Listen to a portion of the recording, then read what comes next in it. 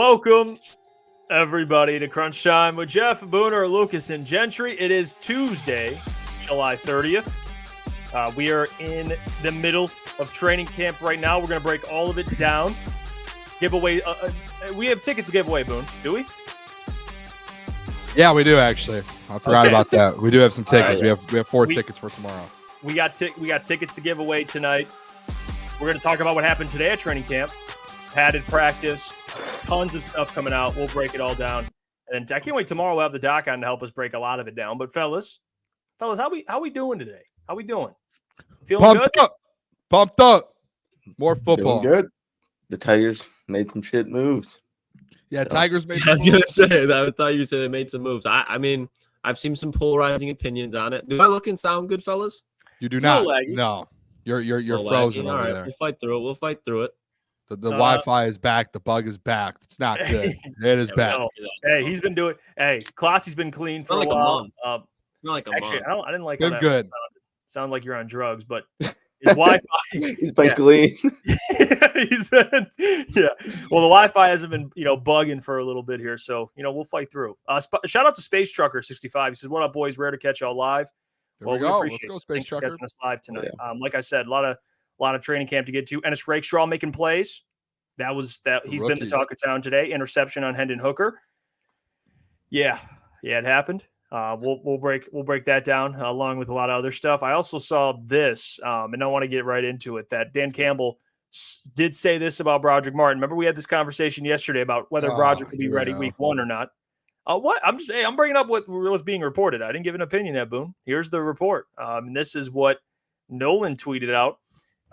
Dan Campbell says it's been an up and down camp for Brodric Martin. He says it's a work in progress, but the kid is working at it. Terrell Williams is on him, and I would anticipate he's going to continue to grow. That's like the most coach answer you can possibly give without the old PR answer. Why don't you just let him develop? Like he's out there working. The man has had everyone in front of him. Now he's finally has a chance to get reps, live action reps with the first team. Like you're telling me, like DJ Reader, Brodric Martin, who was going to be more successful in the first team defense? DJ Reader, obviously. So Brodric's stepping into a spot he's not going to be in all year because DJ Reader's there, and he's learning curve. Like this is his first time with getting first team snaps, first team reps ever in his career. So hey, let him develop. Let's not start the what's the word I'm looking for? Let's not bandwagon gate or whatever it is. What is it, Gentry? What am I looking for? I don't know. I thought you were about to say panicking. Well, that's a great word. Let's not panic on players because a coach says something when he's in his year 2 and he was already a developmental player. Hold on. We got to administer some accountability because what accountability? We talked about it yesterday. Already, hey, we talked about it yesterday. Boone, what did you say week 1? You want Brodric Martin starting in place of DJ Reader. I said if DJ Reader is out, not over DJ Reader. If DJ Reader is injured, let's get that wording correctly. Okay, fair. No DJ Reader is out, injured. I would say as of right now, I'd probably go Brodric. The reports are he has been taking first team snaps. We are a week into training camp. Like you have over a month left. He's going to probably play in preseason. He's going to go out there. And I know, and this is what the people are going to hit me with. Don't worry. I'm starting to get really good at this radio thing. People are going to say, hey, well, Booner, you say the thing with Donovan Peoples-Jones. That's 5 days in and we haven't heard about him. Well, guess what? Exactly. Donovan Peoples-Jones has already been in the NFL for years. He's a veteran in the NFL. He's gone out there and had a 700-800 yard season. Brodric Martin is coming from a smaller school, Western Kentucky. I believe it was Western Kentucky, the Hilltoppers, I believe. The Hilltoppers, baby. I'm not mistaken. After you. And he is developing. And he had a year last year develop. He's only been with Terrell Williams for about a month or two. And he's learning. So you have to let him be and let him kind of progress this thing out. And I'll tell you what, if we get to week 1 and there are still issues with Brodric Martin and these Dan Campbell comments are different and he's not playing, that's a different conversation because he's getting opportunities now. Let's not start comparing here. I'm on my Q's and P's, as the kids these days say.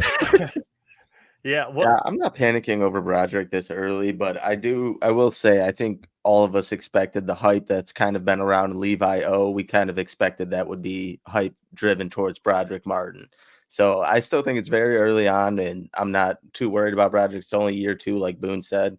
I still think he has a lot of time to develop, and I still think he will be a part of the defensive line moving forward, a big part. And but I do think, I mean, a lot of that hype that's been driven towards Levi O, we were expecting that for Brodric.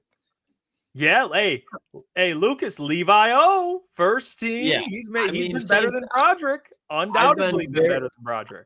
I've been very critical of both these players, and I'm with Booner here. Like, there's no reason for the needle to move until you see snaps being played with these two. Like, you can like what you want about them one day. One day they're going to be doing good. The next day they're going to be doing bad. We are going to eventually see bad reports about Levi Onwuzurike. That doesn't mean you can stand on the hill and be like, I told you about Levi. Like, no, you got to wait for week one if both of them are on the roster, what the situation is looking like, because they could both show spurts through preseason. But if they're going against the second and third string of the other team, does that really matter? No, it matters what you do week one and on against the ones of other teams, and that's where I think you can judge them. Like, the narratives around camps are fine, but you really aren't going to make a opinion shake after a statement from Dan Campbell, in my opinion. Like, There is. I agree with that. Real quick too, like there is another player in there that I've heard is kind of making a statement. Kyle Peko he came from the Titans last year. He was actually with Terrell Williams in Tennessee last year, played in like 13 or something games. He's like a 8-year NFL vet, and he's played in games. So like he has experience. So that's another guy who's going to be able to step in if Brodric say he is not ready, and you, because even if say Brodric isn't fully ready to go and start week one, like he's still again, this is a developmental player. We gave Iffy all this time. We give all these different guys different timetables. Let him develop at his pace, and when he gets there, he gets there. But like his ceiling is, I think he has a high ceiling. But I'm not, just because Dan Campbell made a comment. Jeff, what do you say all the time? Dan Campbell's a very, very honest man. He's going to tell you how it is. We like that. Let's not start mixing and matching words here because of Dan Campbell now. No, and you know what? Although I like to troll you, and I do like to, push your buttons a little bit. I will say we can't overreact to everything, even though we love doing that on the show because it's fun and we react to everything that comes out. I'm not worried about Brodric. I'm not. Honestly, I will say I was wrong about Levi Onwuzurike just in terms of how quickly he would be impressing people. I mean, he's playing with the first team. He's making plays. And last week he was impressing people, but no pads were on. And then this week pads get put on. And I'm on my phone, I'm on my Mac, and I'm reading Levi Onwuzurike is continuing to make plays.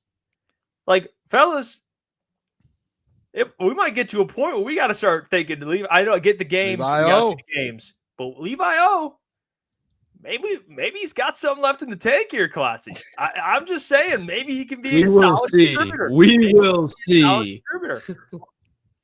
Hey, maybe he can be. We will see, though. I lean the other way. Can I be wrong? Absolutely. But if he keeps impressing, that means better strength of the Detroit Lions up front. I'm not going to hate against it. Like, if he goes out there and shows out, all power to him. I'll be happy for him. We doesn't fit my narrative, but I'll be happy for him. The best thing with the Levi stuff, too, is like it's not just like the beat reporters putting it out. It is players are saying stuff. Coaches are like, Levi O is back. I know we're a couple of days in. This is where we got to. This is exactly, Boone. This is what we just got into. What you were saying about Brodric and the negative, like just how you can't feed into the negative. In my opinion, you can't feed into the positive too much either. Like Levi O, you got to see it with him. Brodric Martin, you got to see it with him. Because if you get all these.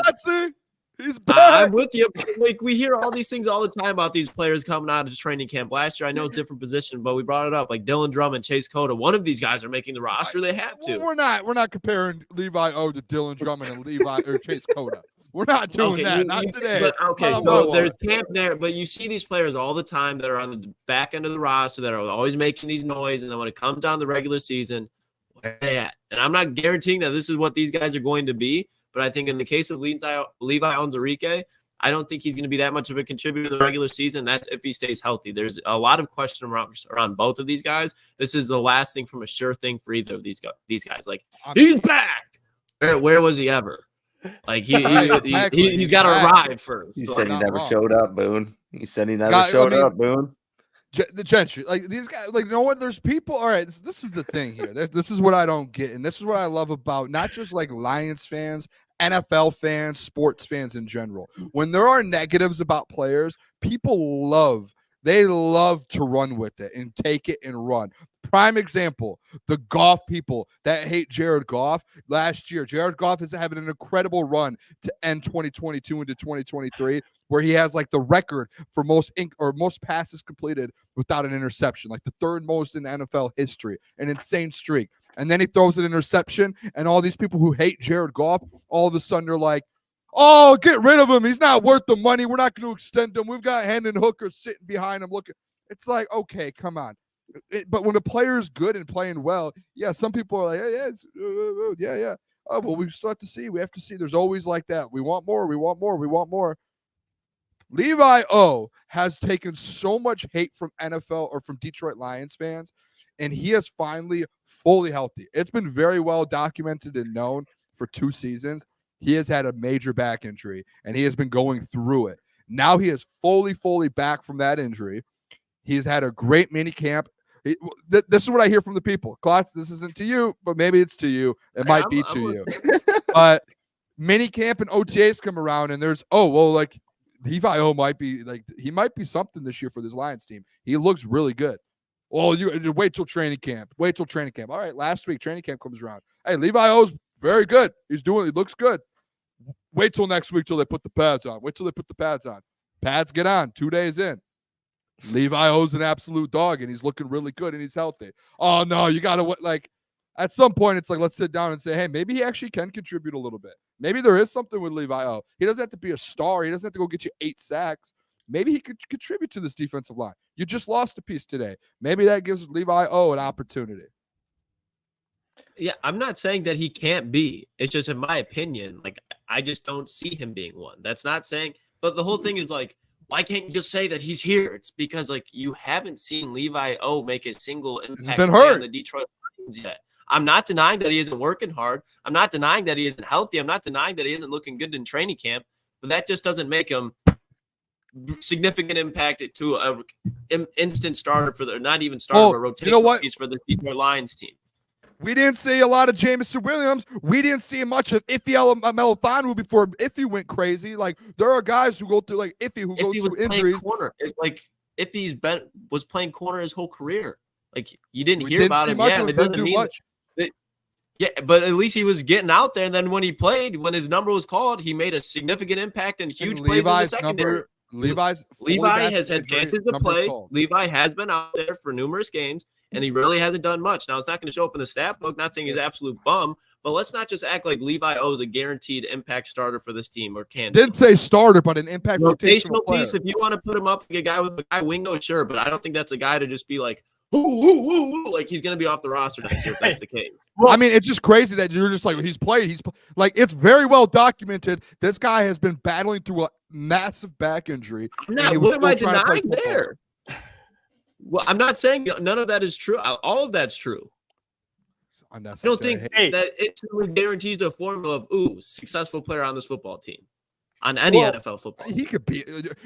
Again, this is the, if the guy doesn't go out there and get 10 sacks, he doesn't help out this team. He could be a third rotational guy. Levi has to go out there and get 10 sacks. Like, I think Levi, that's what it feels like. Klotz wants 16.5 sacks. That's what it feels like. No, but I think Levi Onwuzurike, if you can go out and get a better player than him that can help develop these young players like Mekhi Wingo, Josh Pascal. I agree. I don't see why you don't go out there and do it. We're not in a developmental stage when it comes to player, like I said. That's what I'm saying. You go out and you get a vet to help develop these young guys. I know a vet. Yeah, I do Mekhi too. Wingo. I know a vet. He's playing over there. It's not playing. Boston area. From this area. But playing in Boston currently, New England, go get him. But I will. Hey, can I say this? Maybe Levi O. We've all had it, but slept through your alarm a little bit. It's about 2 years late, but he woke up. He's arriving now. He just woke up a little late. He's dealing with some injury. Maybe he's had back pain.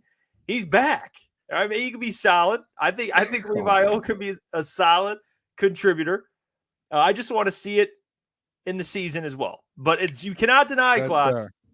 We're going to see it tomorrow. All right, we're going to see if the eye test it passes. We're going to check out Levi O because the defense has been making plays. I mean, you had Ennis Rakestraw out there making plays, which we'll get to in a little bit. But before we get to Ennis and the rest of training camp, John Cominsky, the commish, another defensive lineman for the Lions, he went down today, and he is out indefinitely. And this was put out this morning by local media, and it was being tweeted. He got his leg rolled up on, and now you're seeing that he tore his MCL. It's been officially announced that he tore his MCL at practice.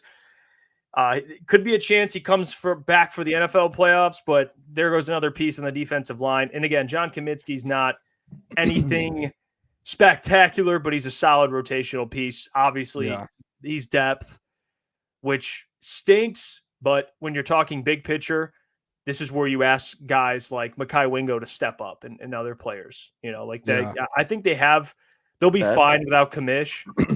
But the things that Commish does that people don't really notice all the time is setting up for other players. And what he did he's done for Aiden. He hasn't been productive, but it is sad. I mean, he seems like a great guy. So it's unfortunate, but maybe they do need to go pick up one more piece. And it could be signing. It could be trading for a Judon and making a big splash move. Not that Cominsky directly affects that. They should have got it even if Commish was healthy. But maybe this does make them think maybe we do need another piece. But you do have Wingo. You have Pascal. Totally forgot about him. Like Coach Walk said, you have some pieces already. But Commish is out for the foreseeable future. I think like I was very big on not big on the Commish, like that he's going to make a massive impact. But I don't know if you guys remember 2 years ago when he came in and he was just his role was kind of a rotational piece on like run play and different plays for him to go in there. And kind of set the edge and just absolute dominate people. And he did it at a very high level. And that was what got him his extension here in Detroit. And then last year he got put in a weird position, I feel like a little bit, to where he was expected a little bit more out of him than he was before. And that role kind of took a big step, it felt like. And a lot of people kind of were going at the Commish. Like there were people who remember when the cuts were coming around, people thought that he was going to be one of the cap casualty guys that got cut. And that was actually conversations people were having. And he was a decent, like he was a big piece to this defensive line when it comes to, at least for me, when it comes to rotational depth, like on the back end of it. So it's a tough loss. I know there were people in my comments like, oh, he was a potential cut candidate anyways for training camp. Like he might not even have made the team. The Commish was going to make the team. Like he's been on this team for the last 2 or 3 years as they've rebuilt and they've built something up here. And when he was just a rotational guy on the back end and he was able to come in and make impacts on this team. And like, I think that was he was very good at it when that was just his specific job was to do that. And now you have to find a guy like he was a vet on your team. And you have to find, like, you go out there. I think, Jeff, I'm with you. Like, you go find someone that maybe gets cut from a camp, a vet, or go make a trade and bring someone in that's going to be able to kind of fill that void a little bit. Because, like, I see Josh Pascal in the chat right now. Josh Pascal, I'm not, like, if we're talking about a guy who hasn't been showing up and we haven't heard much of this training camp, haven't really heard of a Josh Pascal. And like, again, the Levi conversation, we can have that. Mekhi Wingo, that was my favorite rookie drafted. But again, he's a rookie. So you're sitting there like, all right, we're in a spot where we just lost a big time guy that's been on our team for the last 3 years during this. So whether they bring a guy in or not, but someone's going to have to step up and fill that void. Cause that's it's basically a season ending injury, essentially. Yeah. Pascal, come on. I'm kind of with you, Jeff, and what you said at the beginning. I don't think, losing the Commish like moves the needle that much to where you go out and acquire a Judon or something like that. But I definitely think you do probably go out and explore some rotational pieces. But my question to you guys was, who do you want to be that rotational piece that takes over for Commish in his time being? Like, obviously, we brought up Pascal, we brought up Wingo, but who do you expect to be that guy to kind of jump in there in that rotation if they don't go out, obviously, and sign or trade for someone? Should be Josh Pascal. It should be. Very key word. That's who it should be, Mike. Now, I've been reading different reports about Pascal, and, he hasn't been wrecking training camp, so it hasn't been as optimistic. But it is, to me, when you look at this defensive line, it's something that we've talked about a lot. Aiden Hutchinson, very, very good. Ali McNeil, very good. DJ Reader, very good. There's this void And I don't think anyone really knows what's going to happen. Like Davenport, I guess, is expected. You have James Houston. But the other guys, like that's why we were kind of talking about Levi O. Like I would love if Levi O can be some sort of solid contributor because they're going to need it. Josh Pascal, if he doesn't take that step, it's going to be unfortunate. And honestly, it's going to be disappointing to me because I've had a lot of faith in Pascal. But there's just a collection of guys that you're going to need to kind of step up to be that kind of someone you could throw. That's kind of what Commish was. He's depth, and they have depth, but you'd like someone to kind of take a step forward. And I really don't know who that is at this point. And I don't know how this affects. Uh-oh. Uh-oh. I don't exactly know. You know what? Hands up. I don't know. That's still on. The bet, no pun intended, is still on. Yeah. I'm not as confident as I was prior to Commish. So maybe they go pick up somebody, but we'll see. Hey, I'll say this though real quick because I think this is there's a truth to this, and we're going to be at camp tomorrow. So and we're going to be able to talk to some of the reporters and have those conversations and actually see some of these guys in the D line. I'm interested to see because now it feels like with the Commish out, like I felt like the Commish was as much as people were tweeting at me saying the Commish was going to get cut or be a cut candidate. I think he had a safe spot and he was a big part of this rotation. I think that does push up the urgency a little bit more for guys like Matthew Betts, Mekhi Wingo, Josh Pascal, like those guys. Like it feels like there's going to be there's a battle going on right now with this defensive line group. And now that happened today, obviously you don't want injuries, but I've seen it in the chat a few times now. It's the next man up mentality, and now there's all of a sudden I wouldn't say it's like a big battle in the defensive line group because it's not for essentially like a first team defensive line position, but it is a big time rotational position that you're going to need within that group because I felt like the Commish was a pretty big rotational piece. So like one of these guys are going to have an opportunity now for this season, whether that's Matthew Betts, Mekhi Wingo. Like I'm very, very interested, guys, to see Mekhi Wingo because I want to see what he's like going into this season. And like as a rookie, like is he ready to go right away or is he going to take some time?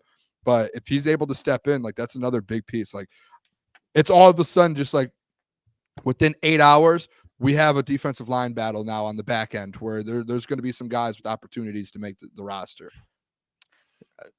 To Mike's comment, do you guys think we're overreacting a little bit about this and losing a little?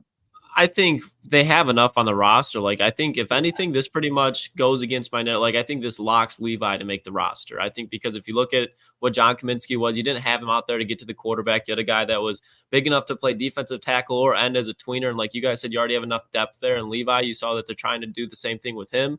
So I think losing John Cominsky, as unfortunate as it might be, I'm not losing sleep over. I think is the same thing as like Donovan Peoples-Jones with the wide receiver spot. Like, yeah, that's who you thought was going to be there, but you're not freaking out if that's not the guy. And I think this is what you're going to say. See the same thing with this defensive end and like in between group, the tweeners. Yeah, and we just talked about it too. Like we've all kind of stated, it's not a big loss, but it's just it hurts depth, and I think they have other guys that can fill that void. So it's not the end of the world. I mean, it would be way worse if you lost one of your starters. Let's be real here. Not that you ever want to see anyone get hurt, but if someone's going to get hurt, losing a guy like Commish rather than, dare I say, I think Davenport during camp or Houston or Aiden, like it hurts. It would hurt way, way more than Cominsky. So yeah, no one's denying that. The Commish, I think, was running with the twos. So like this is a second team battle that's going on now. It's not like it's one of your front up guys there. It's a second team battle, and you have the depth to be able to do that. Now it's just like it puts a little bit more of a magnifying glass on this battle. Like, all right, is Josh Pascal going to step up? What's like Levi O is running with the ones right now. So like, is he going to kind of take a step back and Marcus Davenport fills it? Like how the rotation, especially with like you guys said, the tweeners, like it's going to make this. And I'm interested to see tomorrow, to be honest, what the looks are like. Because tomorrow's essentially going to be the very first full practice without the Commish. Let's see kind of how these rotations look tomorrow.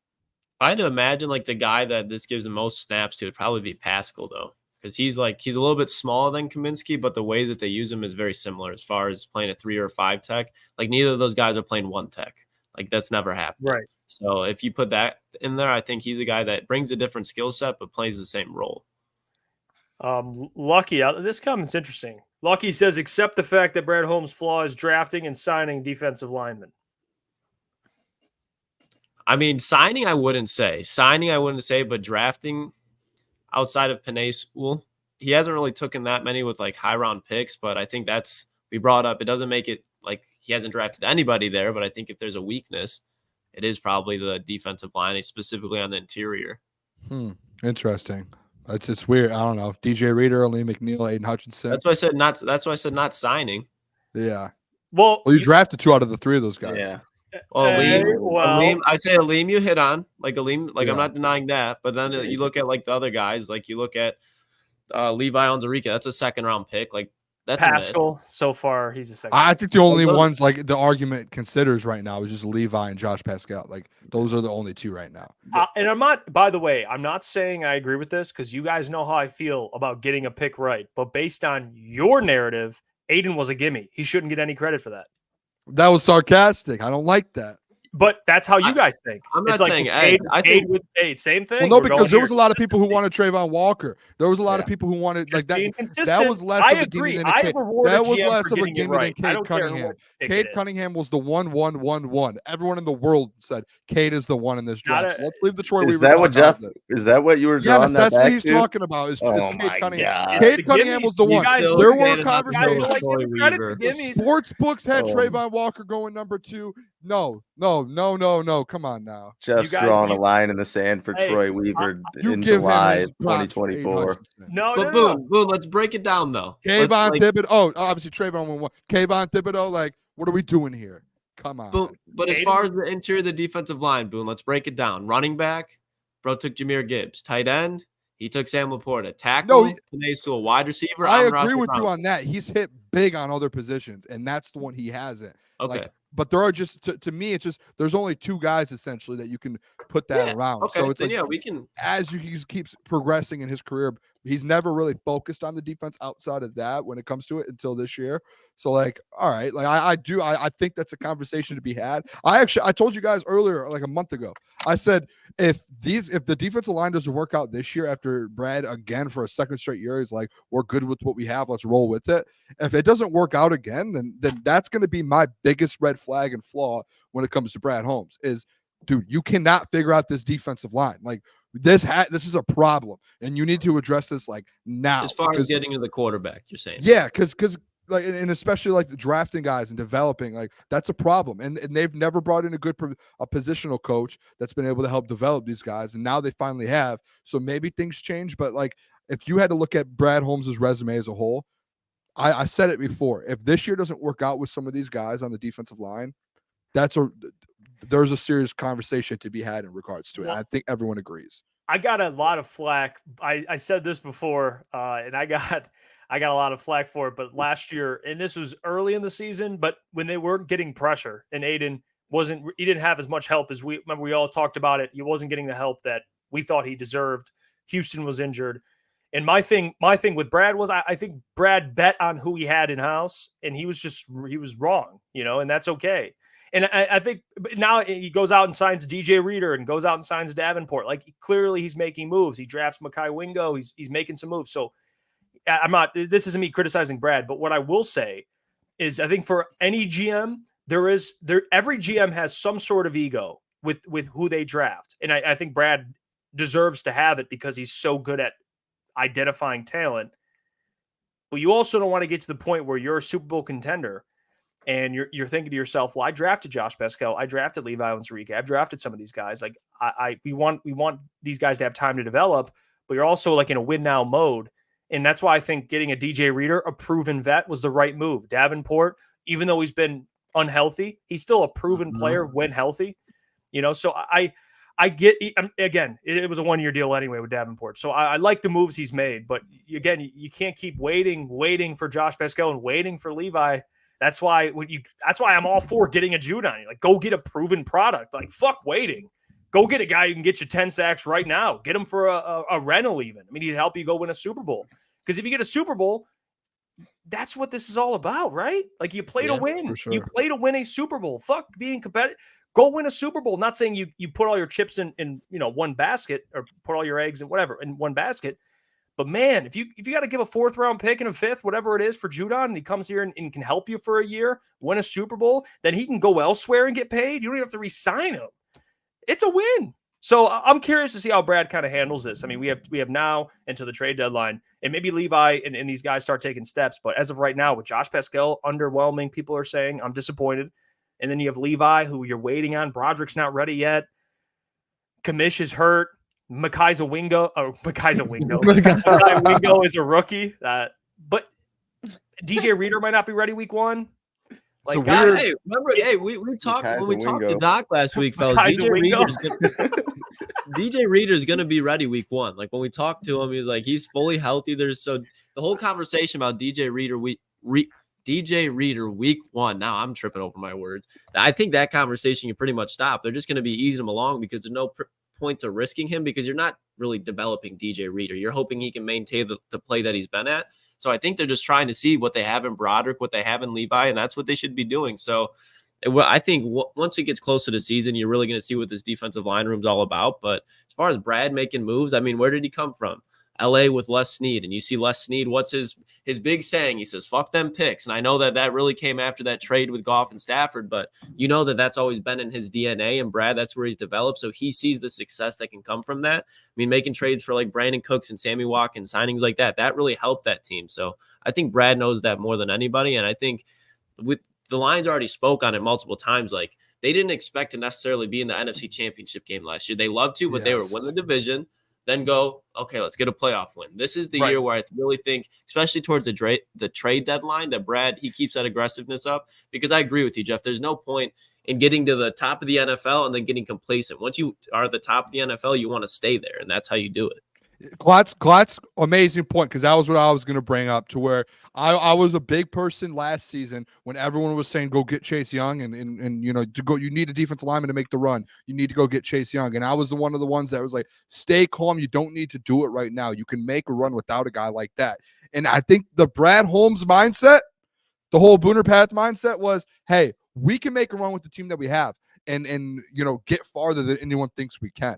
This year, it's, hey, you got to go win a Super Bowl. That's the expectation. Last year, the expectation was, let's get the division. Let's get playoff wins. Let's go to the NFC Championship game and see where this takes us. This year, you're a top 4 team in the NFL odds-wise to win a Super Bowl. Now it's time. All right, this trade deadline's a little different than last year. I do think Brad a little bit does have that mindset, and maybe he does stay put, and he's still like, hey, I want to make sure I don't have to bring any guys into where I have to waste money, because we want to pay in-house and we want to build within. Maybe he still has that mindset, but I've said it a million times. As a GM in the NFL, and Klotz, you can correct me if I'm wrong, I think there's a handful of different ways you can get graded. One, I think, is the draft, the NFL draft. How do you draft? That's a grade you have. 2, it's free agency in the NFL. And then number 3, it's bringing guys in through the trade deadline. Like, there's different aspects of it being a GM, just like there's different aspects of being a head coach and a player. And we just haven't seen that yet through Brad Holmes, the trade market. And that's something that we've been waiting on a little. I don't know if he's going to do it. And since he hasn't showed us it, makes you feel like that he's just going to keep putting it off and say, we don't need to do it. Maybe the commission injury now, and as you get through training camp, if guys don't start stepping up, then he's forced his hand, saying, I have to go out there and trade for someone. I have to get Matthew Judon. I have to go find someone to replace, kind of fill those voids. I don't know, but I do think it's a little different this year than it was last year during the trade deadline time.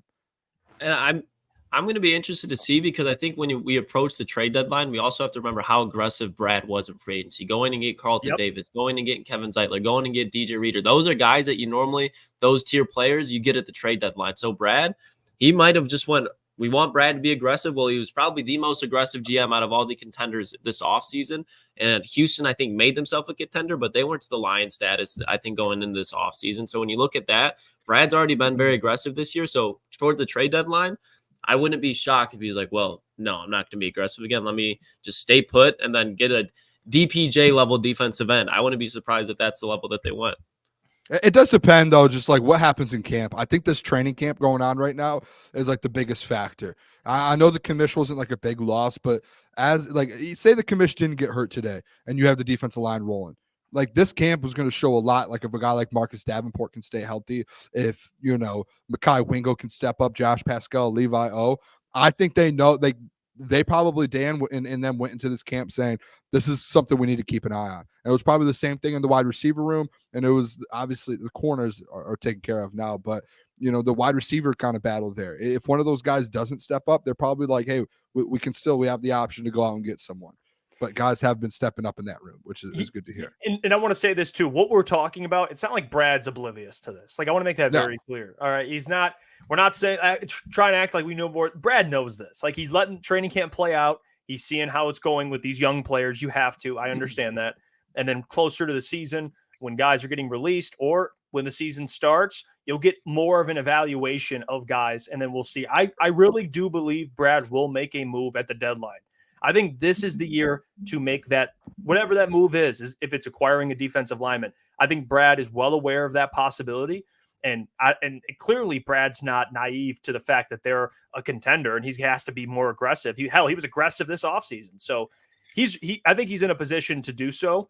And we shall see. Maybe guys are better than we think they will be. And maybe Levi and all these guys take a step, or they don't. And Brad goes, hey, we got to go elsewhere and go pick up a player. Either way, Brad's going to do something. I don't want to say, I don't want people to take away from this conversation like, oh, they believe in Brad. No, like, I think Brad is well aware of this possibility, and he will act accordingly. I mean, you want that guy being the captain of the ship. Like, let's be 100% honest here. For sure. They'll be all right. But yeah, I want to transition because we'll get into Ennis Rakestraw. We'll kind of move past the commission and the injury. We talked about it, but Ennis Rakestraw has been making a lot of noise, and this is great news. It's such great news. And shout out to Easy. And he was there and he posted some takeaways, and we're going to get to some of his. Follow us on Twitter. Above are all the links. We'll be posting our takeaways all day tomorrow as we're there at training camp. But here's some of what Easy took away, and it kind of does align with all the other reporters. He said Levi is back and he's for real. We'll start it off with that. He also says Ennis had another good outing, had an interception, which I will show in a second here on Hendon Hooker. He dropped a second one. He also forced a fumble. He was making plays, forcing turnovers. Easy also writes, Jake Bates struggled from deep, no problem with power, just accuracy. Sudfeld, QB2. And then Fountain might snatch wide receiver 3. I think he means wide receiver 4. I think he means wide receiver 4. But regardless, Fountain making some plays. Things are filling out. Yeah. I mean, you're starting to see guys show up, and Ennis Rakestraw being one of those. He drafted, a very good player, and now you're getting to see him in live action with pads, and he is a player that put pads on, and you'll start to see what he can truly be. I mean, here's the interception. I'm going to play it for you guys here, and this was posted on their Twitter here, but check this out. Let me get this on screen. Just if this guy's doing this, he's going to be on the field a whole lot. So check this out. We'll put this on. But I mean, you have a guy like Ennis Rakestraw just going out there making plays. I mean, it is, again, the second team. He picked Hendon Hooker off, but here's Taron Arnold going up, dapping him up, celebrating, but making plays. He also forced a fumble, which I'll show on screen now so you guys can see that. Let me pull that up real quick so we can see it. Okay, here's the forced fumble, because it's not just interceptions. I mean, he's forcing just turnovers in general, but here, let me get this on screen for you guys. Okay, so here's the forced fumble. I mean, look at this. I mean, there you go. Incompletion. Ennis Rakestraw, fellas. Is that on Kennedy? What are you laughing at, Boone? Nothing, bro. You said a forced fumble, so I thought he was running the ball and hit, and it was just like a pass. It's called that. Jeff, that's a pass breakup. That's a great pass breakup. Okay, I'm gonna be honest. I realize that now, but you get the point. He's playing. No, I do. Yeah, I was just funny. You get the point. He's playing well, fellas. We might see Ennis Rakestraw what he can be way sooner than maybe we predicted. And I don't know, this the secondary in general, it's deep. I don't know how much you'll see of him this year. But by the way, he did get a forced fumble. That wasn't the video though. All right. So he had multiple turnovers. That's fair. To be fair, can I confirm that? The video really threw me off a little bit. I'm not gonna lie. Yeah, the video. I was like waiting for it, but he did have a forced fumble. I will confirm that he did. I did read about that. I'm interested real quick too, because Klotz talked a lot about Rakestraw when we drafted him, about him being in the nickel and as well as potentially, and he's been playing outside a little bit. So my thought with Rakestraw, I had the comment early on about Terrion Arnold and comparing Terrion Arnold to Brian Branch, to where, hey, like Brian Branch last year, you're sitting there in camp and he's going up against CJ Gardner-Johnson, and you can't take Brian Branch off the field. You're like, I have to keep this guy on the field. And I made that comment that was going to be Terrion Arnold this offseason, to where it's, you can't take Terrion off the field. And it sounds like Terrion's running first team snaps, but in the second team, you've got a guy named Ennis Rakestraw who is making plays everywhere, not just today, but yesterday and every single day of practice so far, whether it's a forced fumble, interception, pass break, like everything. He is all over the field. So it's starting to feel like a little bit that both of these rookies are two guys who it's like, it's going to be hard to keep these guys off the field. So the thing with Klotz, I'm interested to hear your take too with this, just because like the fit for him, because you have Terrion and Carlton Davis. Let's say you have those two. I heard Amik Robertson talk to the media today, and he actually mentioned, and he said it, like, I know Amik tweeted out that he didn't want to be a depth piece, but he was honest, and he was like, I know I'm in a battle right now for a nickel with Rakestraw and with Mosley. And he was like, I'm very, very aware with that. And he was like, we're coming out to compete every day. In Rakestraw is going out there and absolutely dominating the battle right now. And we're going to see more tomorrow. I'm interested. Like, do you think he gets that? Or like, how is that rotation going to work if Rakestraw, you're like, I can't take this guy off the field? I mean, I think it's going to be Rakestraw's position, and it's going to be, at some point, he's going to be that guy in the nickel. And I think this is going to be great competition. I think Rakestraw is probably going to get a lot of snaps in preseason compared to Emmanuel Mosley and Amik Robertson too. But as the season starts, I still think when you look at guys like Emmanuel Mosley and Amik Robertson, like those guys have been around, and they're not just going to let a rookie take their spot. As talented as Ennis Rakestraw will be, especially in the nickel spot, in the slot, because he knows how to hit people too. Like when the pads come on, that's why you're hearing about Ennis Rakestraw now, because he can smack people around. He can use his physicality. And I think it almost benefits him if he doesn't play right away, because he played outside at Missouri at the perimeter corner, so he has the coverage skills. Watch guys like Emmanuel Mosley, who have also played outside and get moved to nickel, and he's played at a high level in big games. So if he doesn't start right away, I'm not worried at all. I don't think anybody should be, because that's just going to make him a more fundamentally sound player when they do want to play him in playoff games and situations in big moments in primetime games. So I think Ennis Rakestraw, he's going to be a stud for the Detroit Lions inside the slot, but he doesn't have to play right away. Let him develop a little bit, and if you got to throw him out there, I have full confidence in him, just because he's one of those Brad Holmes type of picks where you can tell he's just a football player. So I'm excited to see what this guy can do, especially against smaller wide receivers. Yeah, I kind of agree with Lucas. I don't think you're going to see him starting or anything like that. I think you'll see more of him towards the end of the year. I think towards the beginning of the year, I think it would be better for him to just have Amik in front of him, Emmanuel Mosley in front of him. But I think the real concern, Jeff, is QB2 over here, Nate Sudfeld. We got Hendon Hooker throwing picks in practice. Jeff, are you panicking yet? Yeah, I am. I'm definitely panicking. It's early, but it also isn't. We've had OTAs, mini camp. It is his first full go through. I don't think. Part of me believes that Hendon Hooker this year will not be the backup. I think the backup will come maybe later in the season. Maybe he beats Nate Sudfeld out. I don't think he's beaten Nate Sudfeld right now. Clearly not. I mean, the way he's been playing. So, yeah, I would say I'm panicking in terms of him being the backup week one. I will say that, immediate backup. But we all can agree he's better than Nate Sudfeld. So I think the growth will come, and it's going to continue to come. I just don't know with training camp, will he be, ready to be a backup in a month? I don't know. Based on what I've been reading, I think it's going to take a little more time. I do. Make the statement, Jeff. Just make the statement. What? I would say just make the statement. It's as much as it sucks, it might be Nate Sudfeld week one, I think. I do. They did not sound good. No, I get it. I'm not. Pick up the phone, call Atlanta, bring Taylor Heineke home. Ooh. Yeah. I will fully admit that. I think week one, sure. I don't know if he'll be ready. But I do think by week 12, if he's still doing this and even in the closer to the off season, I'm a little concerned. But right now, I'm not as concerned. I'm not going to panic too much right now. But in terms of week one, he clearly hasn't shown that he's ready at this point. It stinks a little bit too because like you draft him. What was it? Late second, and like did we trade up for him or third round? Did you trade up though? You made picks or made a trade to go up and get him, I believe. And I know they traded up for Brodric and they stayed put for Hendon. Are you? So I think because they took somebody else in the third round. That's who they traded up for. Okay. And they're just kind of sitting there like, oh, we'll take Hendon Hooker. Either way, a third round pick. You use your third round pick for him. You're sitting there, and yeah, you know the injury is going to happen, but you go through OTAs and minicamp, and you guys remember Dan's like, he's starting to get it a little bit, and now he knows what he needs to do, and he needs to come back to training camp, and he needs to prove to us that he's learned he learned the playbook in OTAs and minicamp, that he kind of went out there through the month or two span that it is from minicamp to training camp, that he went out there and put the work in, and he worked on the things that he needed to work on that we told him about.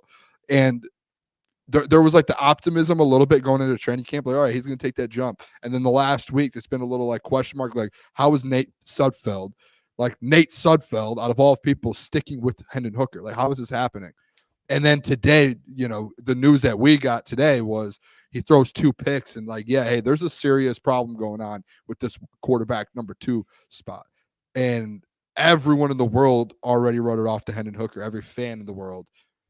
And it doesn't even seem close today. Like he was getting the second team snaps and just could not get anything going. But I think they actually did score a touchdown down the stretch. But the conversation before that was, this is not good. Like, this is not good. And that's not an exaggeration.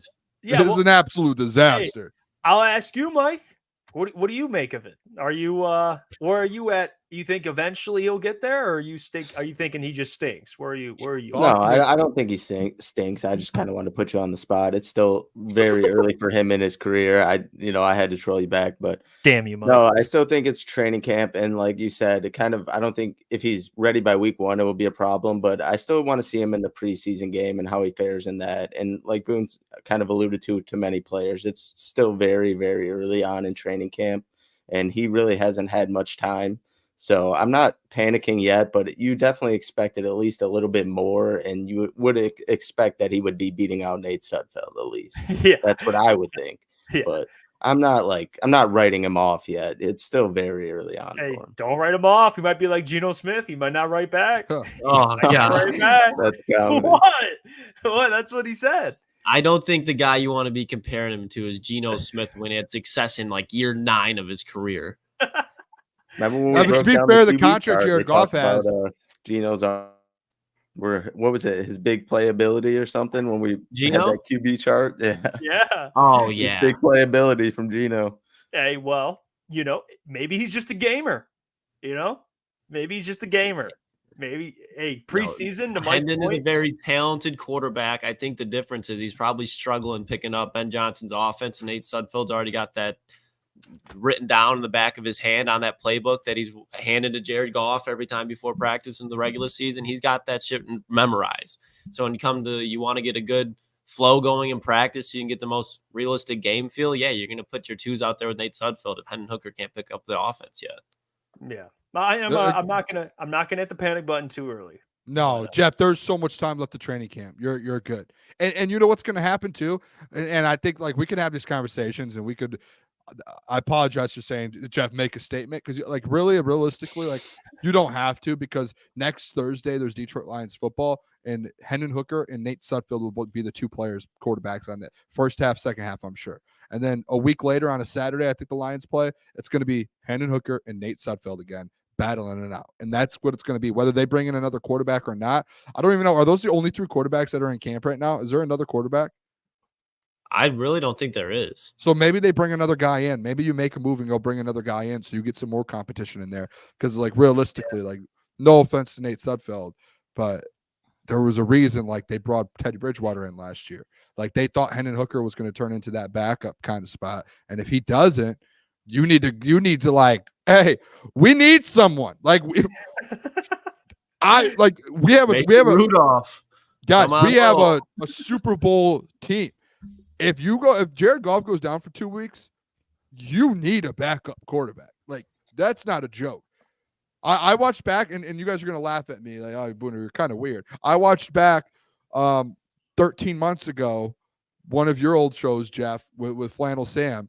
And Flannel Sam went on a 15-minute, and shout out Flannel, because this dude, I've never seen someone prepare so well for a show and be so dialed in. But he was in a debate and in an argument for like 2 days with Neil Rule about how important it was to bring a guy like Teddy Bridgewater in. And Neil was saying like, oh, I'm not paying $8 million for a backup quarterback. I'm not doing that. And Flannel, and you guys know Flannel, shout out, we could clip this and send it to him. I love the man.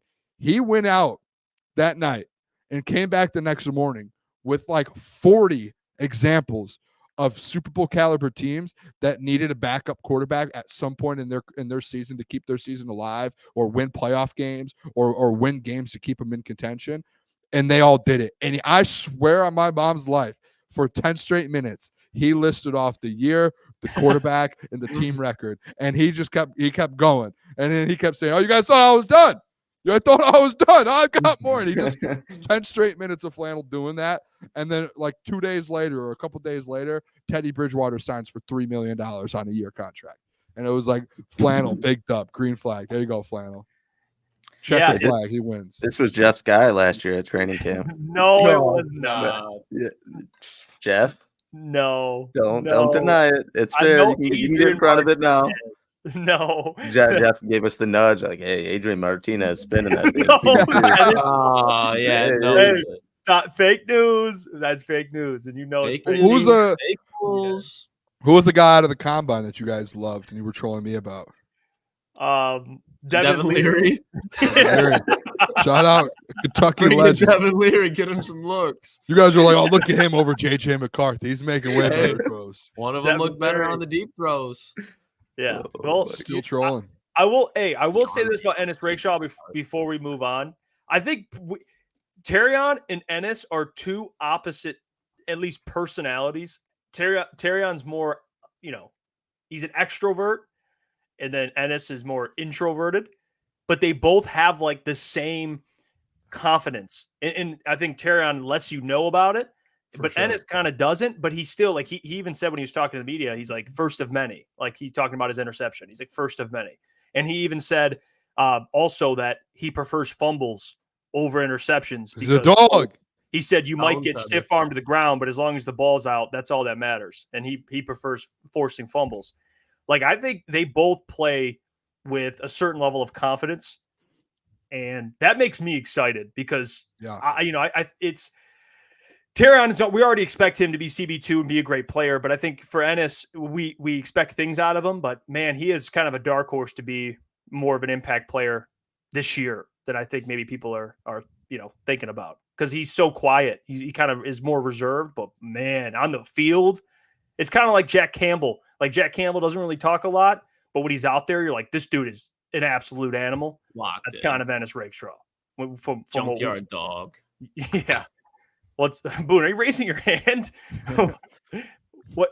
Got something? Hi, Booner. No, yeah. You know what? Turn, I think a good comparison, and let's take away. I just want to be like full. Let's take away maybe the talent or what this player did last year for the Detroit Lions. I'm going to compare him a little bit when it comes to that to Brian Branch.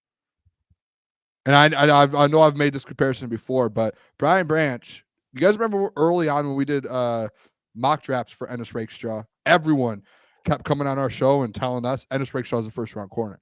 Look at Ennis Rakestraw at 29. Like, this is a guy you guys need to have on your team. And we were all like, yeah, I don't know about Ennis. He's hurt. He's always hurt.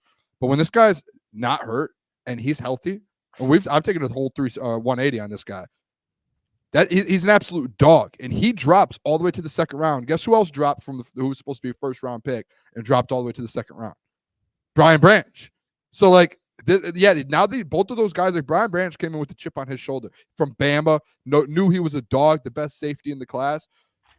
Ennis Rakestraw comes now in with a chip on his shoulder, being like, I should have been a first-round corner. Like, I should have been in that position. Like, that I should not have dropped as far as I did.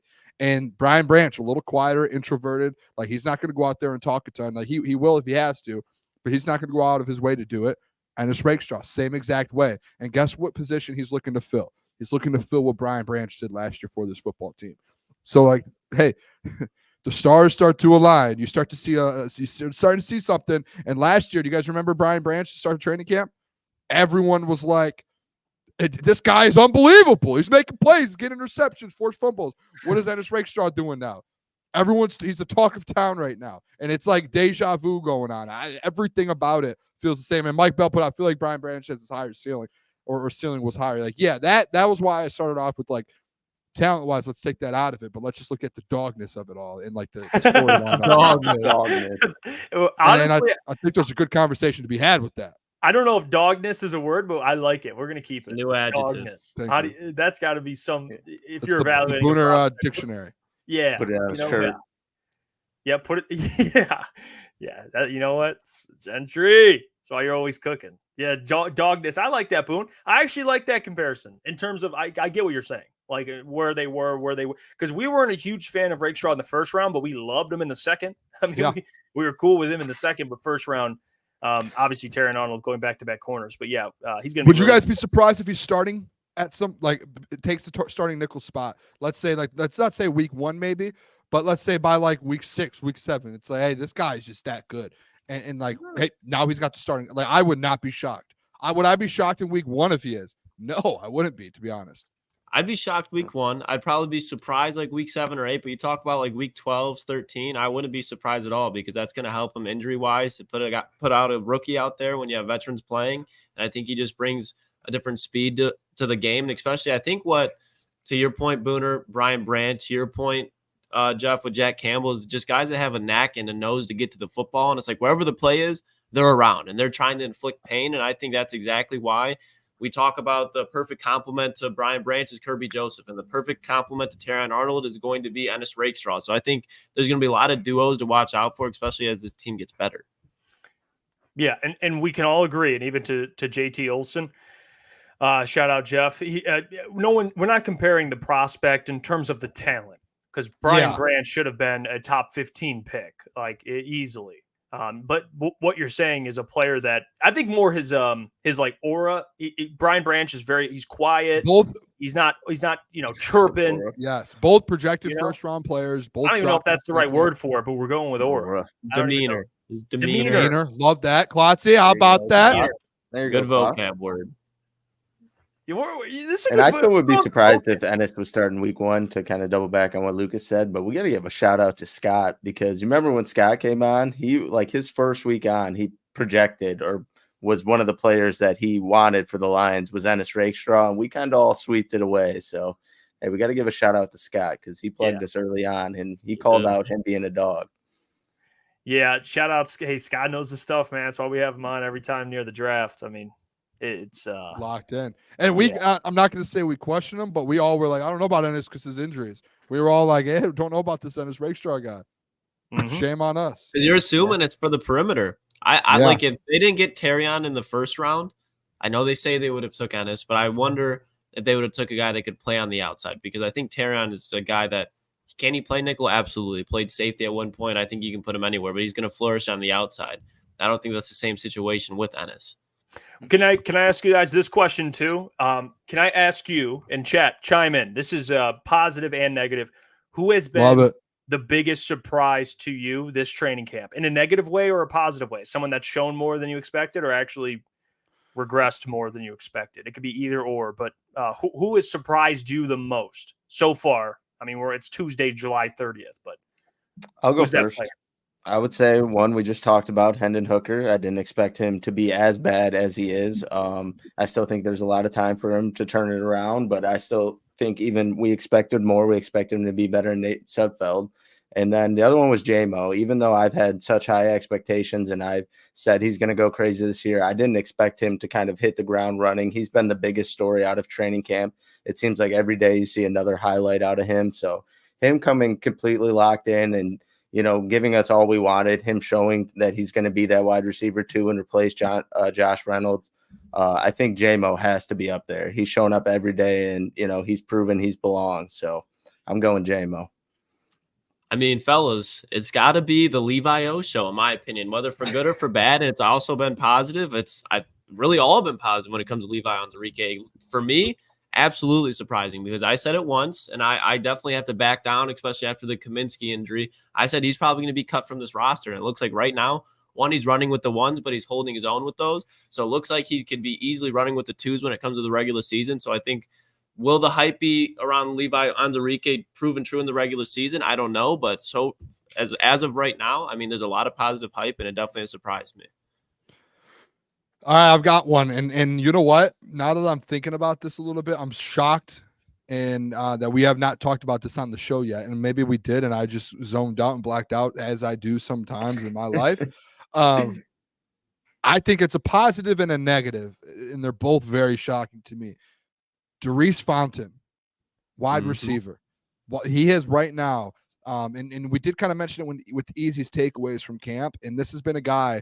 He didn't have the best day, I think, yesterday, but he didn't have a bad day. But for like stretches like the last week and then into this week and now today, Darius Fountain's kind of actually making their legit like run for wide receiver 3/4, whatever one you want to say. Three. Well, it leaves three, but I'm just kind of looking at like the you know, the X. That's kind of why I look at it as a 3. But I do like, I'm taking Leaf every day over anyone. But when you're looking at it like that, like, he's actually making a run on it. And it is surprising to me on the negative side. And I know I've been someone who you guys might think, and I'm not a DPJ hater whatsoever. I want people to know, make that very, very clear. Not a Donovan Peoples-Jones hater at all. I'm a big Go Blue guy, big Michigan guy. He's from Detroit. It was, the thing I've had with DPJ was, and Jeff, you could back me on this. I've just said I want to see more. Like, you have to go out there and earn this spot. And I wasn't like, from what we've heard at OTAs and minicamps, I wasn't sold on DPJ doing that. Like, he hasn't been, there's been no conversation about it. So I'm shocked that I thought we were going to show up to training camp and he was going to be running with the ones a little bit. And I texted Easy today. I said, hey, like, I've been getting a lot of people comments on our YouTube page, comments on Twitter, like, oh, you're hating on DPJ. You're completely off on DPJ. So I texted Easy. I said, hey, where's he playing at? Like, am I crazy for thinking it's crazy he's not running with the ones at all? And he's like, no, he hasn't. I think he said he didn't see him run with the ones, and he's been with the twos all day.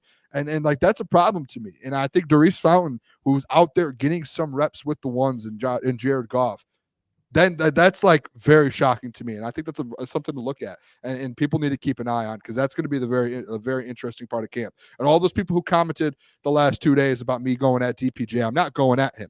You guys should expect more out of some of these players. That's the problem with some, like, being a fan sometimes, is you just constantly love players.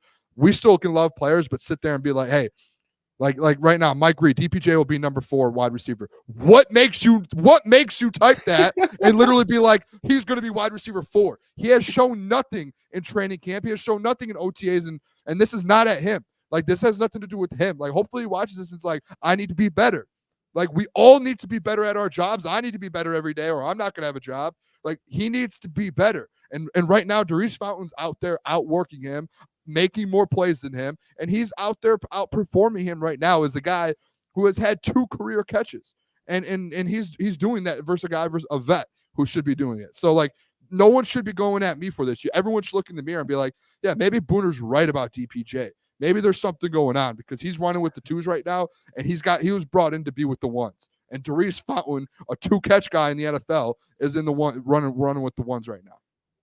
All right, I'm sorry. I didn't mean to go that long. You had to get it off his chest, Spoon. It's all right. I just read a lot of comments last night about people in DPJ, and I was like, are people that, like, stuck on players? Like, he's played 6 games with the Lions, 8 games.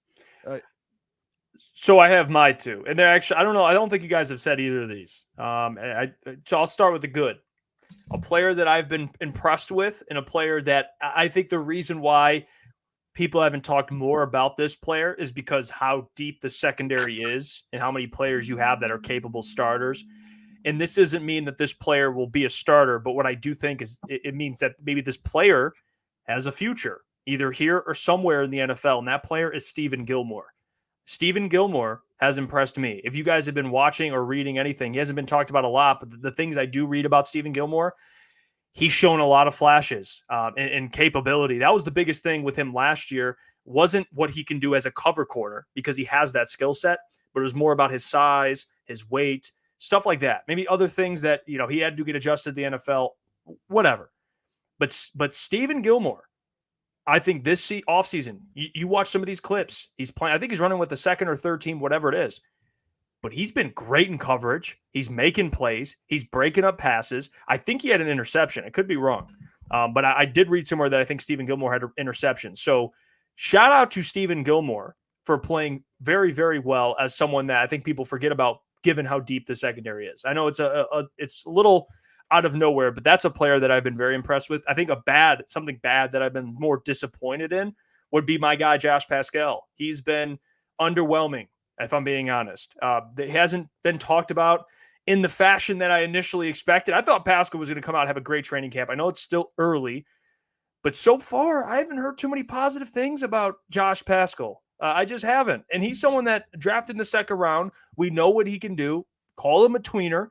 But still, 6'3", 200-plus pounds is someone that can, be very solid against the run, but also give you a little upside as a pass rusher. He just really hasn't shown that so far. So I'm going to give it more time, but so far, Josh Pascal, given my expectations for him, he's been disappointing.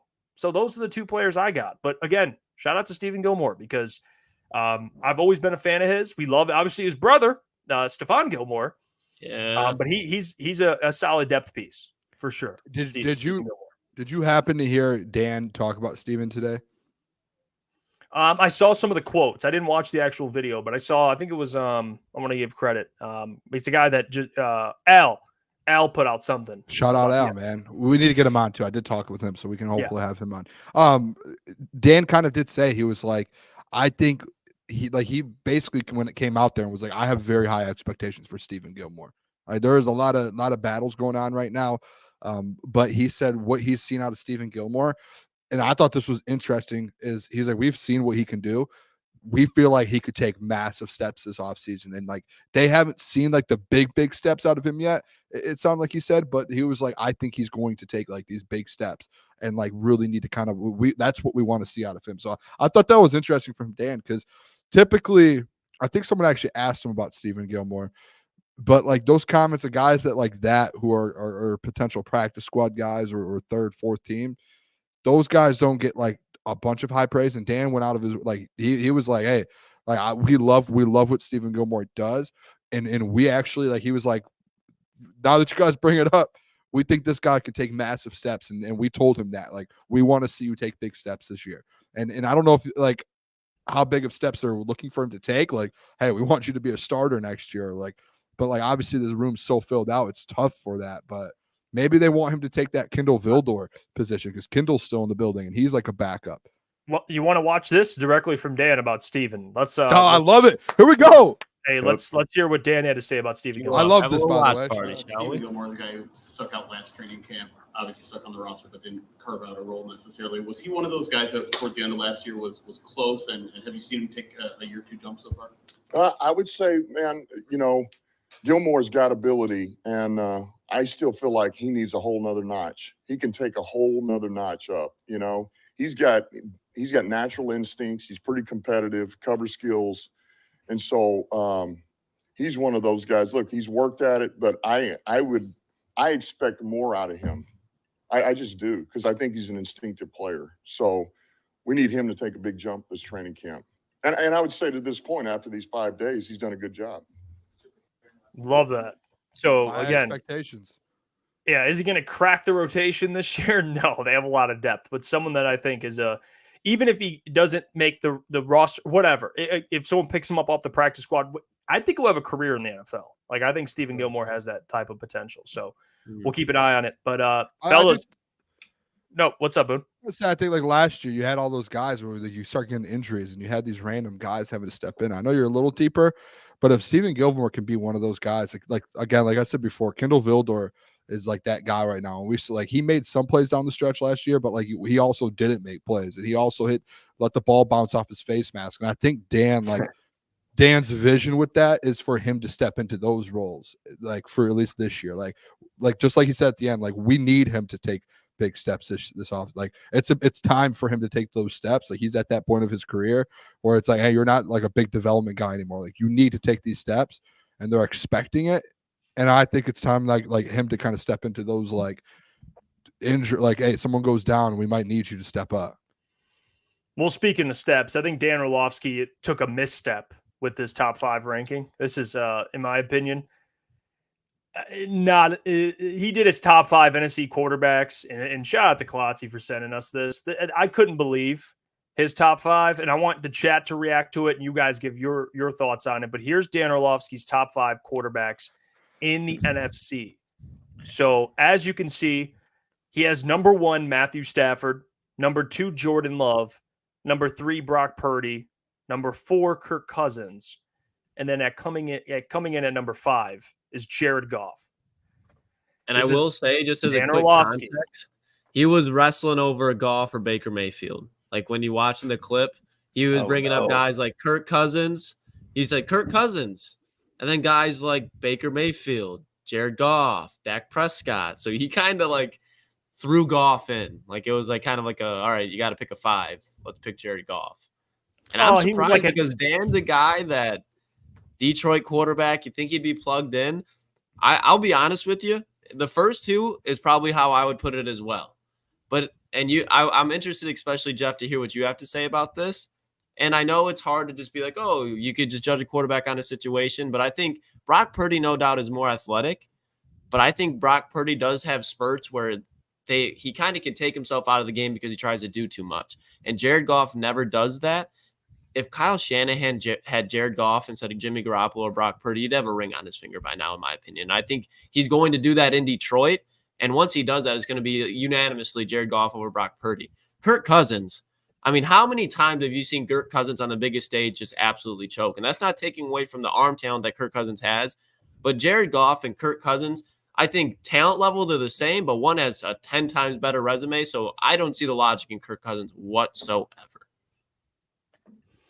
Yeah, I'd probably put Goff at 3, but I'm a little surprised here, like what Mike Bell says. Do you guys think Jalen Hurts should be on this list? I mean, like one bad year, and they kind of just cut him out of it.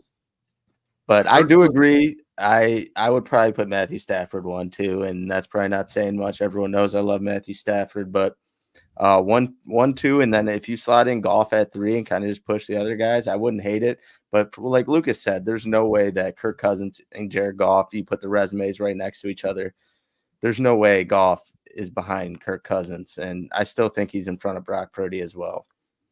I might be the only one with this, and this might be, and you guys can call me a slappy all you want. You could say, Booner the Golf, whatever, you know what. Maybe it is just me. I look at winning, and I use winning as a quarterback stat. People laugh at me for that. I always get in these arguments, I think, with Jeff and Flannel always is winning a quarterback stat, or so, I don't even know who. There's so many people hate it. Easy does it to me. I know Brock Purdy just went to the Super Bowl and beat Jared Goff. But when you look at career as a whole and look at resume as a whole, Jared Goff has done it with 2 teams now. He's built 2 teams, and obviously he's not building the team. But he's sitting there, and he went to LA when LA wasn't that great. And with Sean McVay, they went to a Super Bowl. Then he gets shipped off, comes to Detroit, where Matthew Stafford was for 12 years, couldn't win a thing. And he gets in here with Dan Campbell. They build this thing from the ground up, and he almost gets to another Super Bowl. And he takes a Detroit Lions team who hasn't won a division since the 90s and won playoff games since the 90s, and he takes them to an NFC championship game, and now they're all of a sudden the top 4 Super Bowl contender. Kirk Cousins, if he got shipped to Detroit, wouldn't be doing what Jared Goff has been doing the last couple of years, winning football games. And I'm not talking yes, he would be putting stats up. Kirk Cousins loves putting stats up. Would he be winning in the playoffs? No. And that's what Jared Goff has done. And in the whole Jordan Love thing and the Brock Purdy thing, I'm giving Jared Goff over Brock Purdy until Brock Purdy gets more years under his belt and he gets going in this league. I know Dano and you guys text us today and came at me a little bit that were like, oh, this is your guy. This is your guy, Dano. That's your guy. Like Dano's been huge with Brock Purdy for a while now, and Brock Purdy makes incredible throws. He makes plays, but I do think Jared Goff has done it for a long career now. And the only knock on Jared Goff is his turnovers, and he's fixed that since he left LA outside of a 2-game stretch this last year. Now, the Jordan Love Goff thing, guys, again, I think Jordan Love is a great football player. He has a higher ceiling than Jared Goff. We know that. We know what Jordan Love's ceiling is. I don't think any NFL fan will deny that. I just look at context of the stretch of football games. And Jared Goff, again, for years and years and years, has played good football and has won a lot of football games. And Jordan Love has done it for a half the season, which he got paid for that half the season. Kudos to him. But I'm still going right now. If I had to go quarterbacks going into this season based off the last few years, I'm going Matthew Stafford, Jared Goff, Jordan Love. I'll go Brock Purdy, and then I'll probably go Jalen Hurts over Dak Prescott or over Kirk Cousins. Honestly, personally, I do think there's a sense of the Jalen Hurts things to where I think I was in the conversation with Jeff years back when I was like, hey, he's going to win the MVP, and then he ends up getting hurt, and obviously that happened. So, but yeah, I would go Jared Goff too. I think he's 2, and I'm not going to sit here and argue with Klotz if he's 3. I'm not going to. You made a good point. Like, I can't say you're wrong for the thing that you said. If you were to tell me, oh, just because you've seen Jordan Love for 7 games doesn't mean anything. You can't really see how talented he is. Like, no, you just said you want to see a little bit more of it, which I can respect. If you would have had Jordan Love at like 5, I'd have been like, what the hell are you doing? But I'm not going to fight you over a damn spot. Yeah, go ahead, cook me, Jeff. Go ahead, go for it. No, I actually have the same list as you. The only thing we disagree on is Jalen Hurts. I'd probably put Dak there instead of Jalen. I forgot it. Well, Dak, I had in my top 10 NFL quarterbacks. Yeah, so top 5. I got you here. I'm here to help you be consistent, Boone. I got you. I think out of pure respect and out of my NFL top 10 list, I do have to go Dak because I did have him at 10. Went down the wrong way.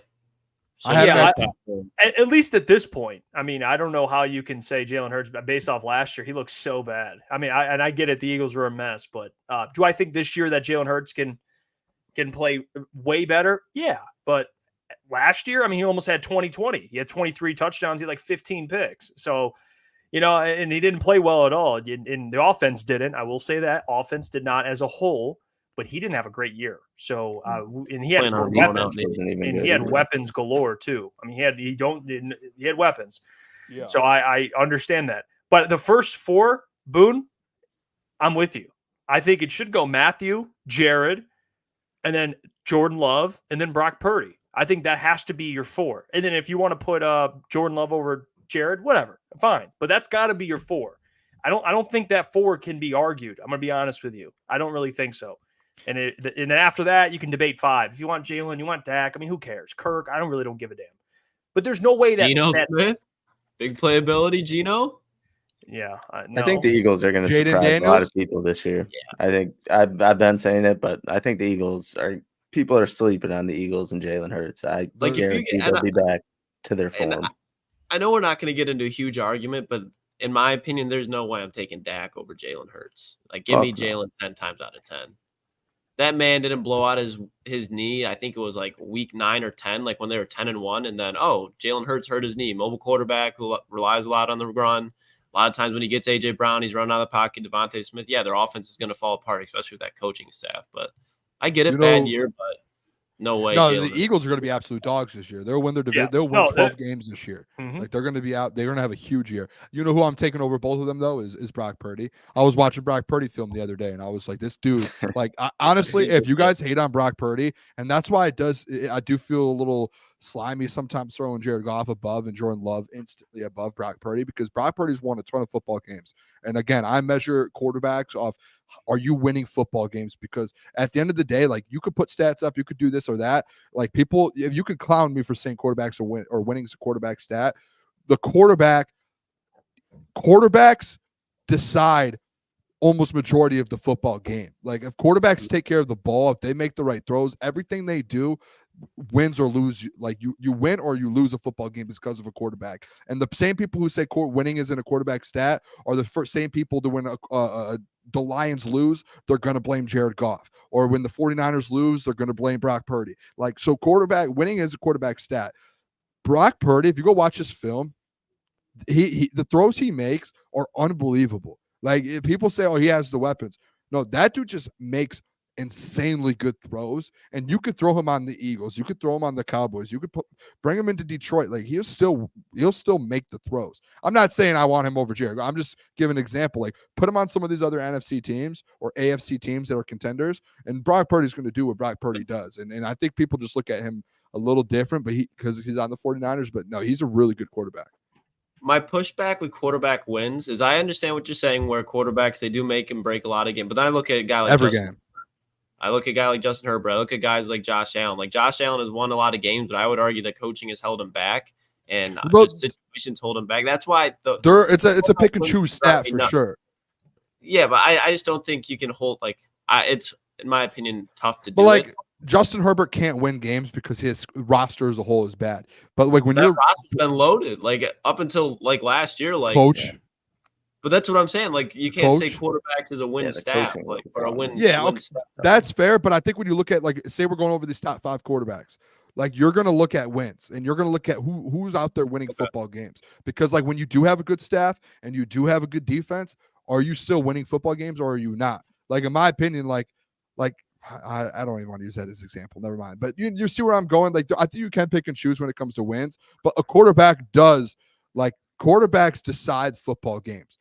Like the 49ers stretch last year when Brock Purdy and them, they lost like 3 straight. Everyone was going at Brock Purdy and the interceptions he threw, but no one was talking about other mistakes that the whole team had as a whole, that the defense was making, that people missing blocks, like all of that. Like there are other things and aspects of that to where a quarterback's going to get the hate for those losses. Where you see what I'm saying? I think there is. I get I think you kind of could go both sides of it. It's just I think it's very situational. It's very situational when you do it. I think you got to find guys with similar talent, and then you can judge the winning. But then you got to look at the situations. Like it just sucks because guys like Drew Brees were going 800 with the Chargers and then winning a Super Bowl in New Orleans. Yeah, and that's and you said, Boone, you're a fan of QB wins. And I think for you've said before that you don't knock a guy because of a situation. You think given the situation, he'll thrive in. I've always been a little different. I factor in situation. I think Brock's really good. I think both things can be true. He has the best situation in the entire NFL, not named the Chiefs, and he's pretty good. Like I don't know about dropping him on the Cowboys. Hey, Mike McCarthy, he wouldn't be. Hey, Brock, he would be. What if you drop the other quarterbacks on that list in Brock Purdy's situation? Oh, they'd be Jared Goff. That would be good. Then where do you put Brock Purdy? Would be. I think they'd be fine. They would be just where they were with Goff. I think if you take those top 5 guys and put them in 49ers, they're going to be good. Kirk Cousins on the 49ers. No doubt. But like if you get outside the top 5 and you start dropping players in the 49ers situations, they're probably not going to go out there. Like if you get to like 8, 9, 10 in the NFC, like those guys aren't going to go into the 49ers and be like instantly great. Yeah, but 8, 9, 10. That's why he's top 5. That's why he's the top 5 quarterback, though. People will say, "Oh, he has everything around him." This no, he still makes throws and wins games. It's especially with quarterback wins is compelling because I think if you were to drop a guy like behind Brock Purdy, like if you drop in Baker Mayfield, I still think they make it to the Super Bowl every year. Yeah. Have that chance to, you know what I mean? Like they're still in that contender. Like if the Buccaneers went to the NFC divisional round with Baker Mayfield, you best believe that's just disrespect towards Brock Purdy a bit too. No, that's why I'm saying Brock Purdy shouldn't be top 5 in your opinion. Then if you're that's saying why Baker can go do the same thing as him. No, that's if you're why saying I say Baker can do the same wins thing. Is compelling. I said quarterback wins. That's why I say when you look at like situation and winning, that's why I kind of like it's tough. Now that doesn't. What?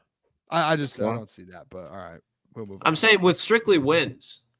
You know what I mean? I'm not a big quarterback wins guy. I mean, football's the ultimate team game, so I factor in like other things. But you guys just like a situation matters. But what my point is people just look at stats like a Dak. Oh, he puts great stats up. Is he win? Like you guys literally are using Kirk Cousins winning games in the playoffs. Why he shouldn't be top 5? Like that's a part of quarterbacks as a wins. He can't win in the playoffs. That's quarterback wins. Like I'm not saying wins as a whole. No matter what situation you're in, if you're not winning games, you're a bad. No, like Justin Herbert to me is the top 5 quarterback in the league. He was my 5th quarterback in the NFL when we did the rankings. But you do like there are scenarios where you can look at wins. Kirk Cousins is a great player that puts up a ton of stats and he'll win you regular season games. When you get to the playoffs, he fades out. Same with Dak Prescott. And whether he's in a bad situation or not, he can't figure out how to win games down the stretch of the playoffs. He'll make a bad throw down the stretch, and you'll be like, "What are you doing?" And it's just him, a guy that will go in there like throw a top 5 quarterback in the Dallas situation, and I'm sure that he goes out there and they win a playoff game over Dak, even in that situation. Like that's where there's that fine line of looking at it, being like he can win games in some of those situations Some guys can't. Kirk can't. Brock Purdy can't. Yeah. I mean, and that's, I guess for me, my experience with that was the Matthew Stafford stuff in Detroit. And then he went to LA and I was like, oh, yeah, well, situation matters. Like that's where I, like, that's where it's like such a weird, because Kirk's been in multiple spots now. Let's see in Atlanta. What is it? He's going to go take the Atlanta Falcons to a Super Bowl now? No, yeah, I think Kirk's good. He's got your guy Kyle Pitts. I would put Kirk like in the NFC like 6, 7. Maybe if you go in the league, I'd put Kirk like top 15. Maybe probably by top 15. Has Kirk ever won a playoff game? I don't know. 1-1. He's like 1-3. Because the Minneapolis Miracle wasn't even. That was Case Keenum. That was Case Keenum, baby. So has Kirk ever? Wasn't it in Washington when he played for the Redskins? Or Commanders? Yeah, I think that's the only one. I think the only one time he did. Don't appear one playoff win, and he's been in how long? And that's where, to me, it's a little bit like, hey, I'm going to dock you some points, man. You can't get the job done. It's a problem. Well, hey, I know a coach who I think will get the job done. That's Dan Campbell. All right, and the players love Dan Campbell. 3013 put this out. Best head coaches to play for. Top 5. And this is not from the players, but it is coaches that these two, Steve Palazzolo and Sam Monson, they put out their top 5 coaches that they think would be the best to play for.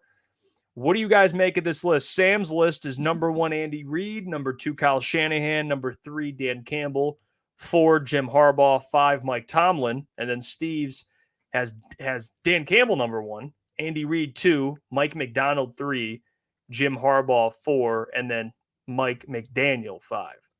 The hell is Mike McDonald doing at 3? It's crazy. I'm sorry. I know you guys are Michigan men, but what are we doing here? No, you're above Harbaugh, man. Like, what the fuck? You have him above Harbaugh, and I'm surprised that John Harbaugh isn't on any of these lists. But I mean, as far as Dan Campbell, he should be in the top 5. I'm just still in awe about the Mike McDonald thing. There's got to be some bias there. There's no fucking way. No way. You haven't seen this guy coach a snap in the NFL yet. Mm-hmm.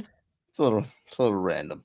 Yeah, there's a lot of guys I would put on over there. All right, if you had to pick one coach out of here outside of Dan Campbell, who are you playing for? Because I know Booner would pick Dan Campbell, and we just waste our time. But one coach outside of MCDC, who are you playing for? Andy Reid. I should have said besides him too, but Jim Harbaugh. I think Jim. Am I an offensive player? Because I'm going to Kyle Shanahan then. If I'm playing for an offensive player. Surprised you didn't say Sean McVay, Jeff. Or Sean McVay. You know what? Sean McVay, because I'm going to be honest, I like Kyle Shanahan. He's one of my favorite coaches, but he couldn't motivate me to make a sandwich. I mean, he's not the greatest, you ever hear him in the locker room, like on receiver? He's not a guy that you're listening to like, oh, yeah, I'm getting fired up. But he's so smart. If I'm an offensive player, I want to produce. So, I mean, I'm going to play for Shanahan, I guess. Or Sean McVay, actually. I'll change that. I'd probably pick D'Amico, and just honorable mention, if the man was in the league, I would have 100% played for Mike Vrabel too. I think those guys. Love that. You just for me, I just want a coach that I can just trust 100%, and there's someone to run through a wall with, because I think the guy next to you is doing the same thing. So I'm one of those guys. I'd rather just play for a guy like that. Junkyard dogs. If I'm an offensive player, I think Mike McDaniel would obviously be a good one, but just in general, I think Mike Tomlin would be an awesome coach to play for in Pittsburgh. That would be one of mine. I was going to say Jim Harbaugh, but it's a little bias coming from me. So I'll go Jim Harbaugh. I've been watching his mic'd up videos at camp. They're posting like one a day. This guy is he's just a player's coach. He's just running around giving hugs to players, like just having a good time with players. Like this guy, if you haven't watched them, go watch them. He is a player's coach. I should say Matt Eberflus. Just kidding. Jokes. No, but I'd probably go Jim Harbaugh, to be honest. I like the Mike Tomlin pick. No. Boone, would you rather play for Shane Steichen or Doug Peterson? Oh, Shane Steichen. Younger. Narrative of lies, Boone. Younger. Yeah, I'm locked into that Colts thing, right? Yeah. I'm locked into it. I can't. He doesn't even know. Right? Am I? Next to make Jags sure. Today. I think I'm Jags today. No. I mean, what's crazy is I think all 3 of those teams can be very good this year, like be good football teams, and you guys just like, there's no way all those teams. All right. AFC saying sending 3. I would. Yeah, you're I not would three be. teams in the playoffs. Hey, burning issue says Booner. Jim gives good hugs is your argument. Put it that way. Fair. No, he's Hey. like he's a player's coach. Go watch those videos, dude. He's just running around having a good time, dude. He's a player's coach. He's doing the workouts with you. I'm in. So let's take out for me, besides like Sean McVay or Kyle Shanahan, because I probably overthought that in terms of like if I'm an offensive player. If I'm just talking personality, I would probably go Mike McDaniel, just because he doesn't seem like Hollywood. Like he seems down to earth. I want whatever gummies he's chewing on. I mean, the dude is in his press conferences doesn't look present. I mean, that dude is on something, and I like him. He seems like a cool dude to hang out with. So I'm gonna go with Mike McDaniel or John Harbaugh. I like John Harbaugh. He seemed like a really cool coach to play for. I've got a wild card. There's a wild. Say it. Matt Eberflus. DP Damian Pierce. Wait, You mean Antonio Pierce? Antonio Pierce. yeah, DP. very fine running back. I knew what you meant. I knew what you meant, dude. You knew what you meant. Damian Pierce. Let me get that Texans running back. RB. No, I'm trying to win some Antonio games though, Boone. Yeah, no, Antonio Pierce said you get a cigar after every win. Hey, I'm all in A for little that. excessive. Yeah, but every win, you're smoking a a cigar. little excessive. Just every single regular season win. Yeah. I You'll mean, be smoking a isn't whole he on like a? 5 cigars after this season, Boone? 5 cigars you'll be smoking. You know what coach I would want to play for? I could think of a couple. Well, you go. Who's the coach you would? The first Coach one, Booner? you can get me out of Robert Sala's direction right now. He cannot hold a locker room. Like he's trying to be D'Amico Ryans. I wouldn't play for him. Flus would definitely be one of them. He is a Toledo native, but I don't know, just wouldn't be able to get behind him. I'm sorry. Pause. And then what's another good one? I thought Jeff was going to take Kevin O'Connell. No, don't you ever disrespect. That's another good coach. Actually, I thought Mike, that I got a was lot Mike. of coaches. I thought like. that's what Jeff was going to say. Honestly, I didn't say Mike, you, Lucas. you're right. I thought about him Musa. for a second. Musa. Oh, Jonathan Gannon. Nope. No. What about your boy from Indy? I already brought up Shane Steichen. No, I'd No, play no, no. for You Shane wouldn't Steichen. want to play for. Yeah, who would you like? Bad. Oh, coaches. you wouldn't want to play for. Yeah. At Coach this you point in want his not to career, do Sean Payton, you can put him on that list. I'll go ahead and do that. I think Jonathan Gannon's a good one. I don't want anything to do with Jonathan Gannon. Oh, Dennis Allen, number 1. You're a defensive coach that can't even coach defense anymore. There's no way. Dennis Allen would be number 1 for me. Yeah, it's a good one. Sean McDermott. Yeah, Sean McDermott would be. He's got to McCarthy, be up Big there. Mike. top of the list. Big He's getting Mike. fired this year. We've Oh, already. Mike McCarthy. Actually, great one. Great one. Mike McCarthy. Oh man, yeah. Eberflus is at the bottom of my list. And just me personally, like they're going to win a lot of games. Like we said, I would not want to play for Sirianni. Like he just seemed Why? like I'm a dude, his Sirianni temper guy. tantrum, like, No, I'm a Sirianni. I just think- That's passion. that's passion. But I think like if Dan's doing that, dude, like I just think there's bigger egos in that locker room than Sirianni. I don't Can't know. get his name right. I wouldn't be like all about playing for. Like I'm all in on Sirianni. I'm There's in probably on him. like he's a solid coach, but I wouldn't like be jumping up and down if I had to play for him. I think Nick Sirianni, and it's the same thing with most head coaches. I know some head coaches can call plays too. Put the coordinators around him, and he will lead a team. Like he's a leader. Yeah, but who put He those is an coordinators absolute there in leader. the first place? It's true. You got to be ready. I think, like, just he That did locker he room did. part that matters. Oh, Dable, I'm all out on too. Yeah, I'm out on Dable. Yeah, I don't know. I like I'm Dable. out on that front Do you office. think it's just I like the Dable. situation? Like, were you out on playing for him under the Giants? But maybe if the situation was better, just him Oh, as a yeah. coach in general, I don't think I would hate it. You know who I'd love to see him with, Boone, and you'd like it? I'd love to see him with Will Levis.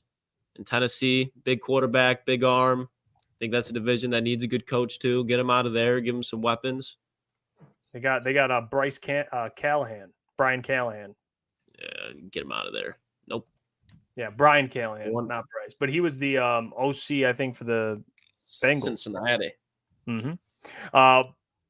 But hey, let's get to the giveaway. Let's do the training camp. We got about 14 minutes. So we can give the training camp tickets away, and then we'll get in the mailbag. I just sent you a tweet, Jeff. I don't know if we want to bring this up. There was breaking news before the show. Oh yeah. Oh, we probably should talk about that a little bit.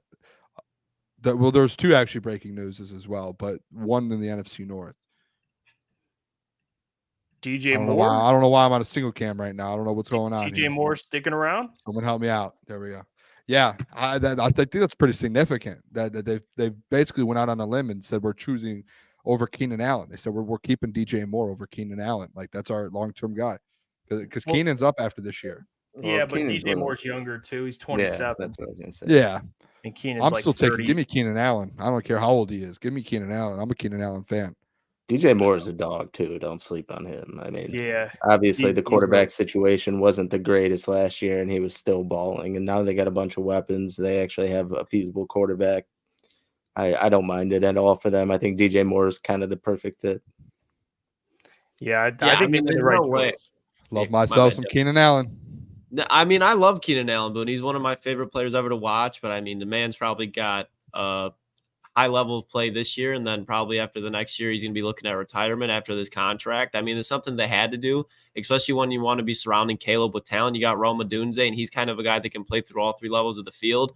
That's exactly what DJ Moore does. So after that, once Keenan's out the way, go get yourself an X. And the Bears wide receiver core is going to be set for the next 4 to 5 seasons, and that's exactly what Caleb Williams need. And this contract, I mean, in my opinion, this is a great signing for Chicago because that's your wide receiver one, and I believe now he's only the 6th or 7th highest paid wide receiver in the NFL. When you talk about re-signing your wide receiver one in 2024, they got a bargain for it. So as much as we might not like it, I mean, Chicago got a bargain for DJ Moore, and he's going to be a problem for the Lions for years to come because Lions secondary is very good, but so is DJ Moore. Yeah, I think Mike hit it spot on too with this comment. But the writing was on the wall when they for Allen when they drafted Rome that he was going to be a 1-year rental. And I 100% agree with that.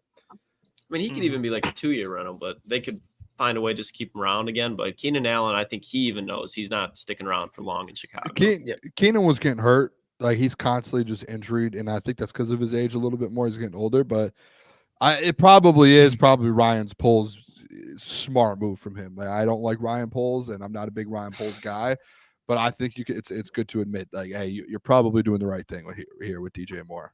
Like him, and now you have DJ Moore and Rome Odunze going forward with Cole Kmet, which people might not be high on Cole Kmet. I think Cole Kmet's a very fine tight end. Very fine, yeah, very fine tight end. And I think that offense is coming together a little bit more than people think. And yeah, you have Keenan for 1 year, but whether maybe Keenan comes back for a 1-year deal or 2, like Keenan Allen's probably not getting another big deal in his career. Like that, he's probably out of that. So I think like you can look at that and say Keenan's probably, he might sign a 1-year deal with them again or 2-year deal. So I think that, yeah, DJ Moore is probably the smarter thing. I'm just biased because I like Keenan Allen, but DJ Moore, hey, rightfully so. Keenan Allen's really good. I think at this point in their career, like if you're signing a player to an extension, you 10 out of 10 times choose DJ Moore. I mean, he's 27. By the time the contract's up, he'll be 31 years old. You get consistency with Caleb Williams now, with Rome Odunze and DJ Moore for the next 5 years, including the 5th-year option. But this is the smart thing to do. And I don't think he didn't sign for a ton of money. I mean, what is he making? Like 4 for 110? What is that? He's like right in front of Devontae, but when you just look at all the contracts that got signed this offseason, like out of all the contracts that got signed for number 1 wide receivers, he's the cheapest. And he's a guy that 27 and a half, basically. Let's see what that is. He got hurt like early on in Carolina, I believe, but as far as over his career, like you look at his frame, like he's a wide receiver that's built to play in Chicago. That's what I'm worried about with Keenan Allen. Skinny frame type of guy, like he's more of a finesse wide receiver. That can bring some problems, especially outdoors. DJ Moore is like a receiver that's built to play in Chicago. So he is you have obviously Justin Jefferson at 35, AJ Brown 32, Amon-Ra St. Brown at 30.002, Tyreek Hill at 30, Jalen Waddle is 5th in the NFL at 28.25, Devontae Adams is 6th at 28, and then you have DJ Moore now at 27.5. And Cooper Kupp right behind. But some of these guys will re-sign deals. Like Tyreek Hill is going to sign an extension that probably puts him over Amon-Ra.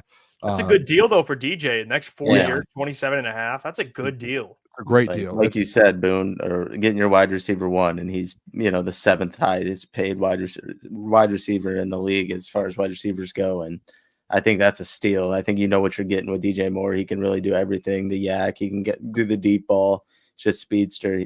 DJ Moore's a dog. That's a good deal. Good on DJ too for not hamming the Bears. Not especially when you're getting a guy like Caleb. Like he honestly could have been like, I know you just drafted Rome, but I'm obviously the wide receiver 1 here. If you lose me and Keenan, you're gonna be in some trouble. Yeah, 20. He could have easily been like, "You have a rookie quarterback. Give me 30. I want 30." And think about how they do have money to spend. Caleb in Chicago, you don't want to be yucking that ball deep 40, 50 times a game or 40, 50 yards down the field numerous times a game. You can get 40, 50 yards by check down to DJ Moore, touch pass to DJ Moore. Like he's a guy that's going to be Caleb Williams' favorite target. And by the way, Klotz, Roma Dunze, he can go down, like he can make plays too. So like you have a guy, like they complement each other very well. Take Keenan Allen out of the picture. Those two guys will, for the next 4 years, are going to be very like a great duo. Like we have to see them twice a year. Like good thing we're building up our secondary right now because we have to see them 2 times a year. Well, before we get to Mailbag, I'm going to bring up kind of what the Tigers did today because I saw Twitter was erupting. You know, thanks, Jeff. Tigers fans were pissed. I saw Chris Castellani put out a thing. He was not happy. So were a lot of Tigers fans. And they made a trade, and we talked about it with Raj. Breaking news, we put it out at Crunch Time. Detroit Tigers, they traded Jack. Say the last name. Flaherty. I was like, what is he doing? I thought you fuck up that last name. All right. What do we make of the trade, fellas? And Tariq Skubal not on the move. How would you grade Scott Harris for the deadline? Like a Change out. D? I don't know. I mean, you didn't really get anything. You got like one top 100 prospect and all those deals combined, like the Mark Canna trade and shit.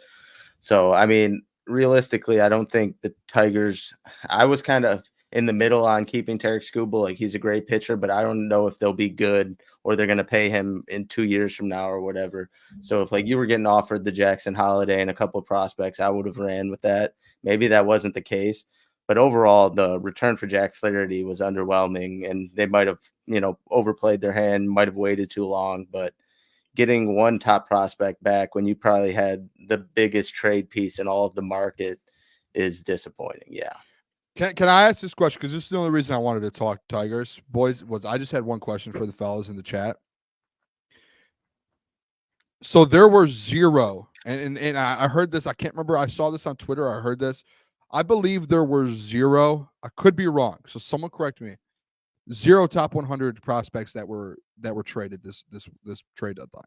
0. So were Detroit Tigers? I don't think they did. I don't think they got it. I don't think anyone was in the top 100 and the whole MLB got moved this trade deadline. I could be wrong, Gentry, but I think one or nothing. That's still not good enough for what you were giving up. You were giving up the best, pitching. So, but my question is, to what you're saying there, is were Tiger fans like, did we think we were going to get more than we were actually? Like, was it a symptom of the city of Detroit?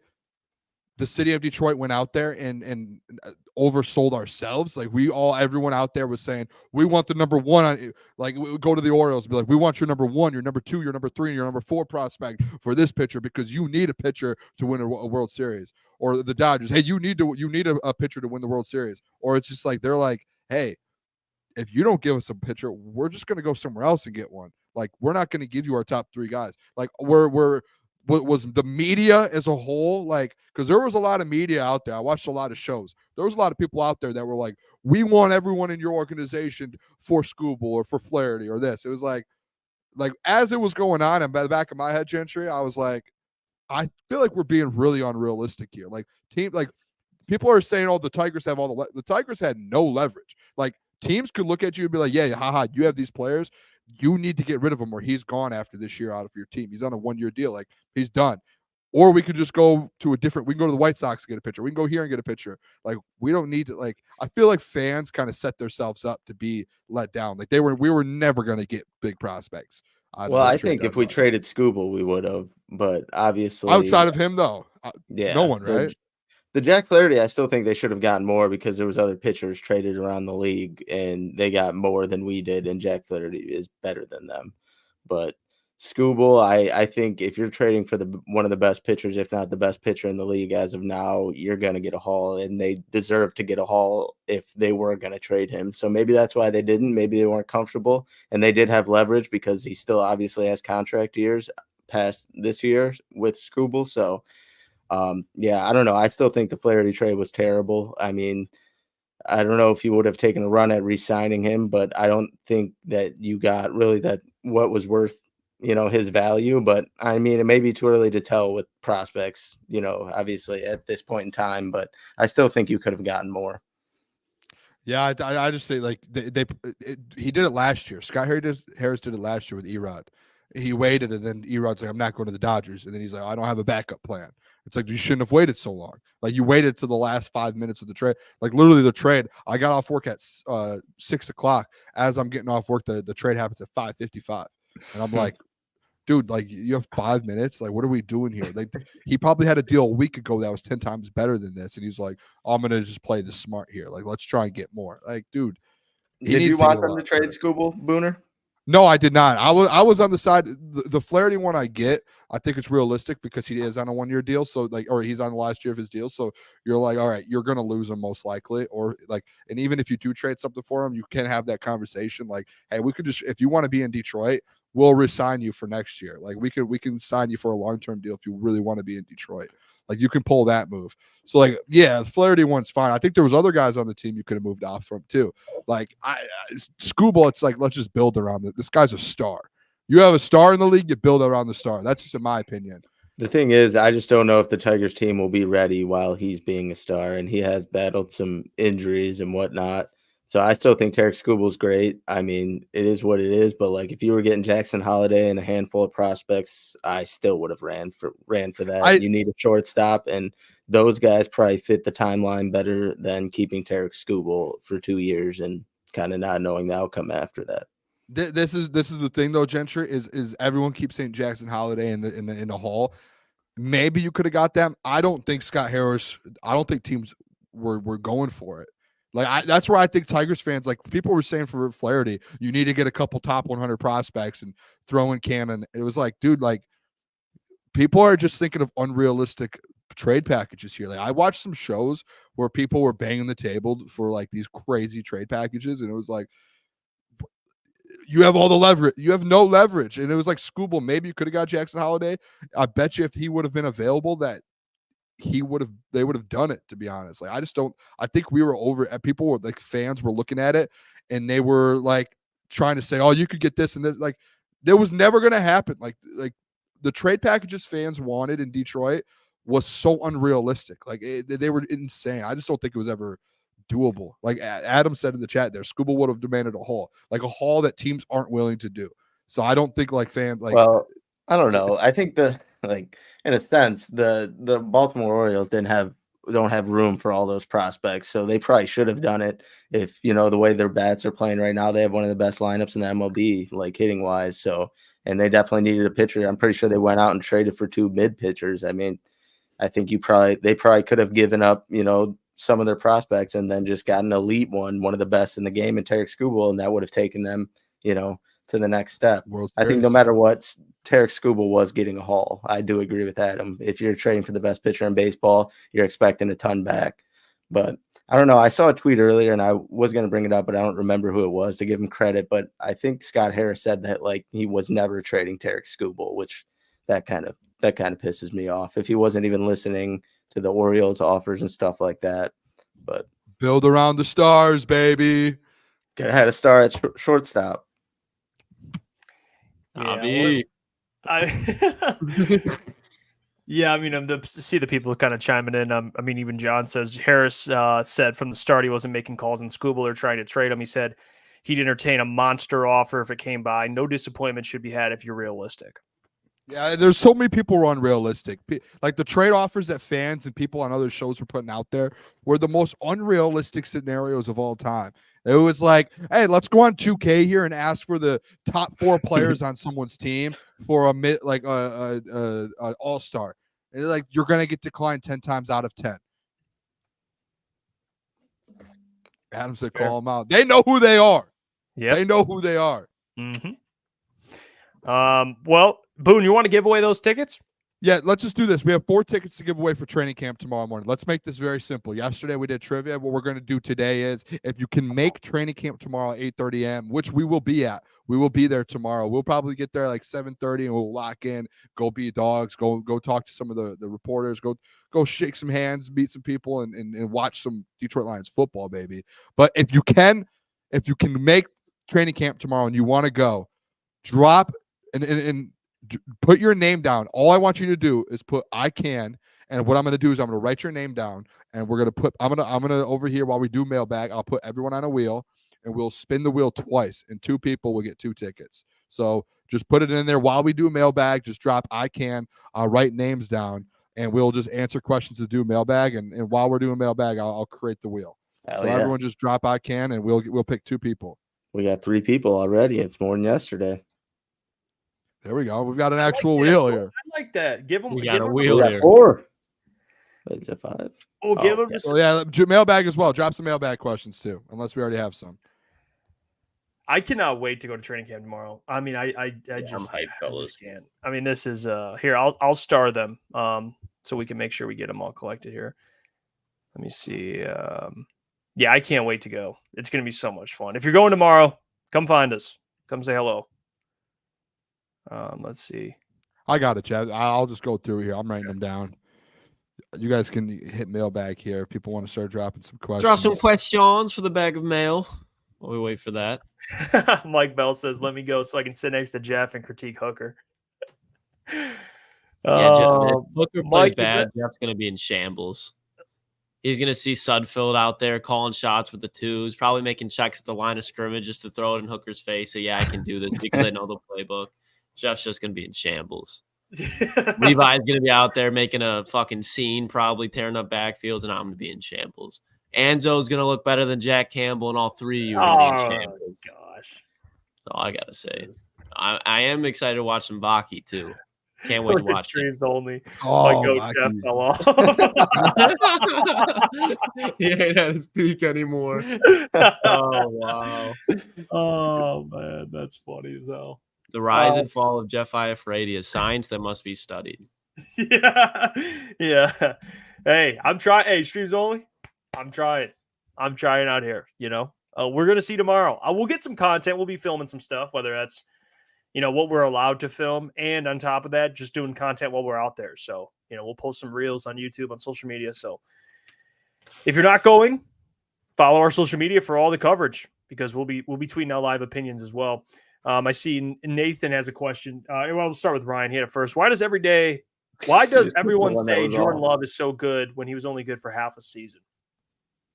I mean, it's kind of the Jahmyr Gibbs effect. I know Jahmyr was a rookie, but basically last year was Jordan Love's rookie year. And Jahmyr had a little bit, not a rough stretch, but you could see the game needed to slow down for him. And once the game slowed down, you're like, holy shit, this guy can be fucking elite. And I think that's the same thing with Jordan Love, just at the quarterback position. Obviously, it's hard to expect him to play to that same level, but I think if he plays to 80% of what he did last year, he's going to be a problem in the NFL just because he has natural arm ability, his natural mobility with his legs as well, but just the platform throws that he was making. It's not like he looked like Davis Mills out there or somebody like a Gardner Minshew. Like he looked like an elite NFL quarterback, and he was winning games to go along with great stats. And it's not like Green Bay's defense was anything special. Like Green Bay's defense, they fired Joe Douglas the second the season got over. So honestly, Jordan Love was kind of carrying that team.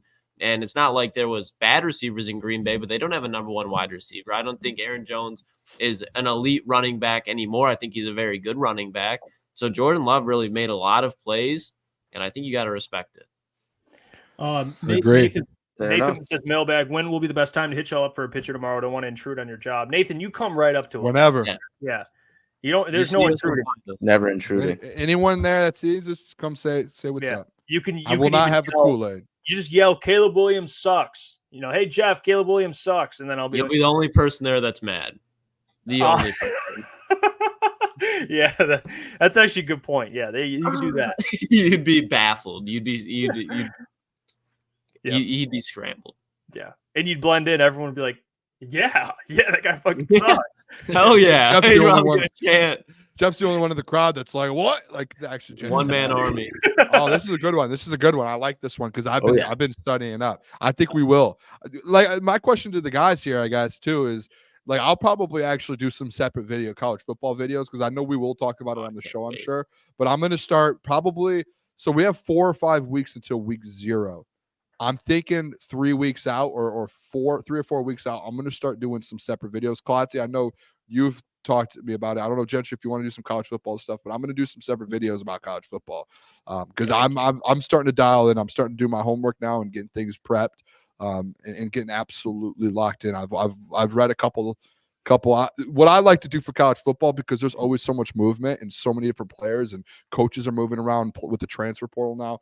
I love just reading these like the books, the preview books, and just multiple of them, just so it's like I'm dialed in. And when I start talking about it, I know like, all right, we're dialed. Like here we go.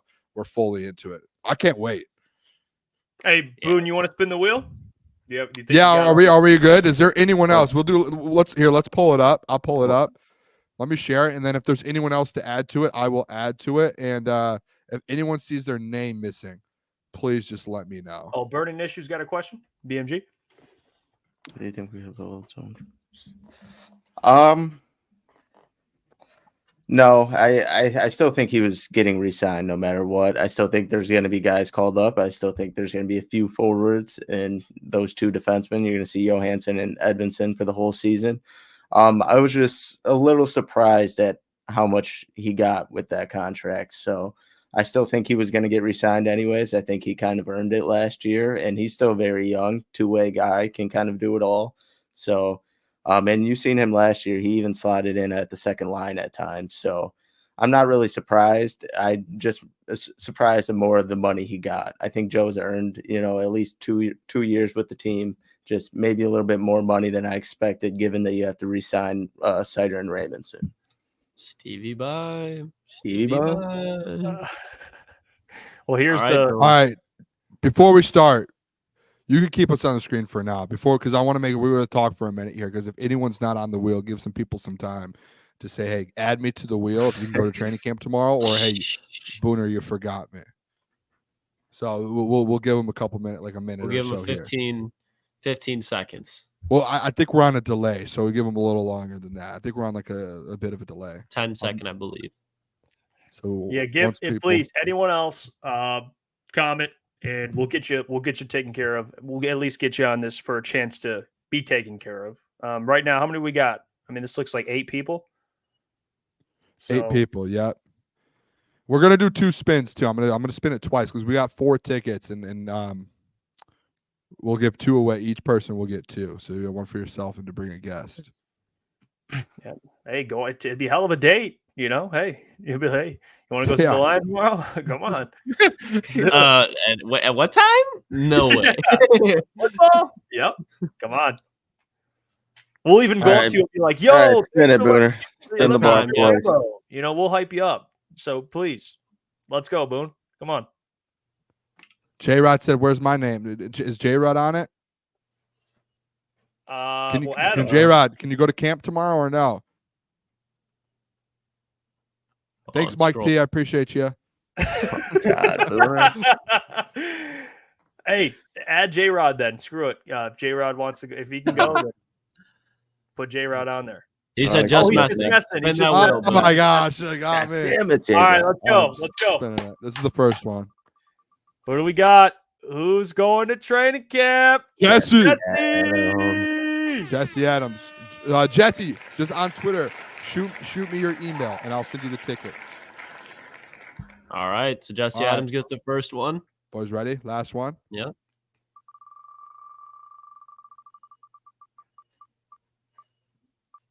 And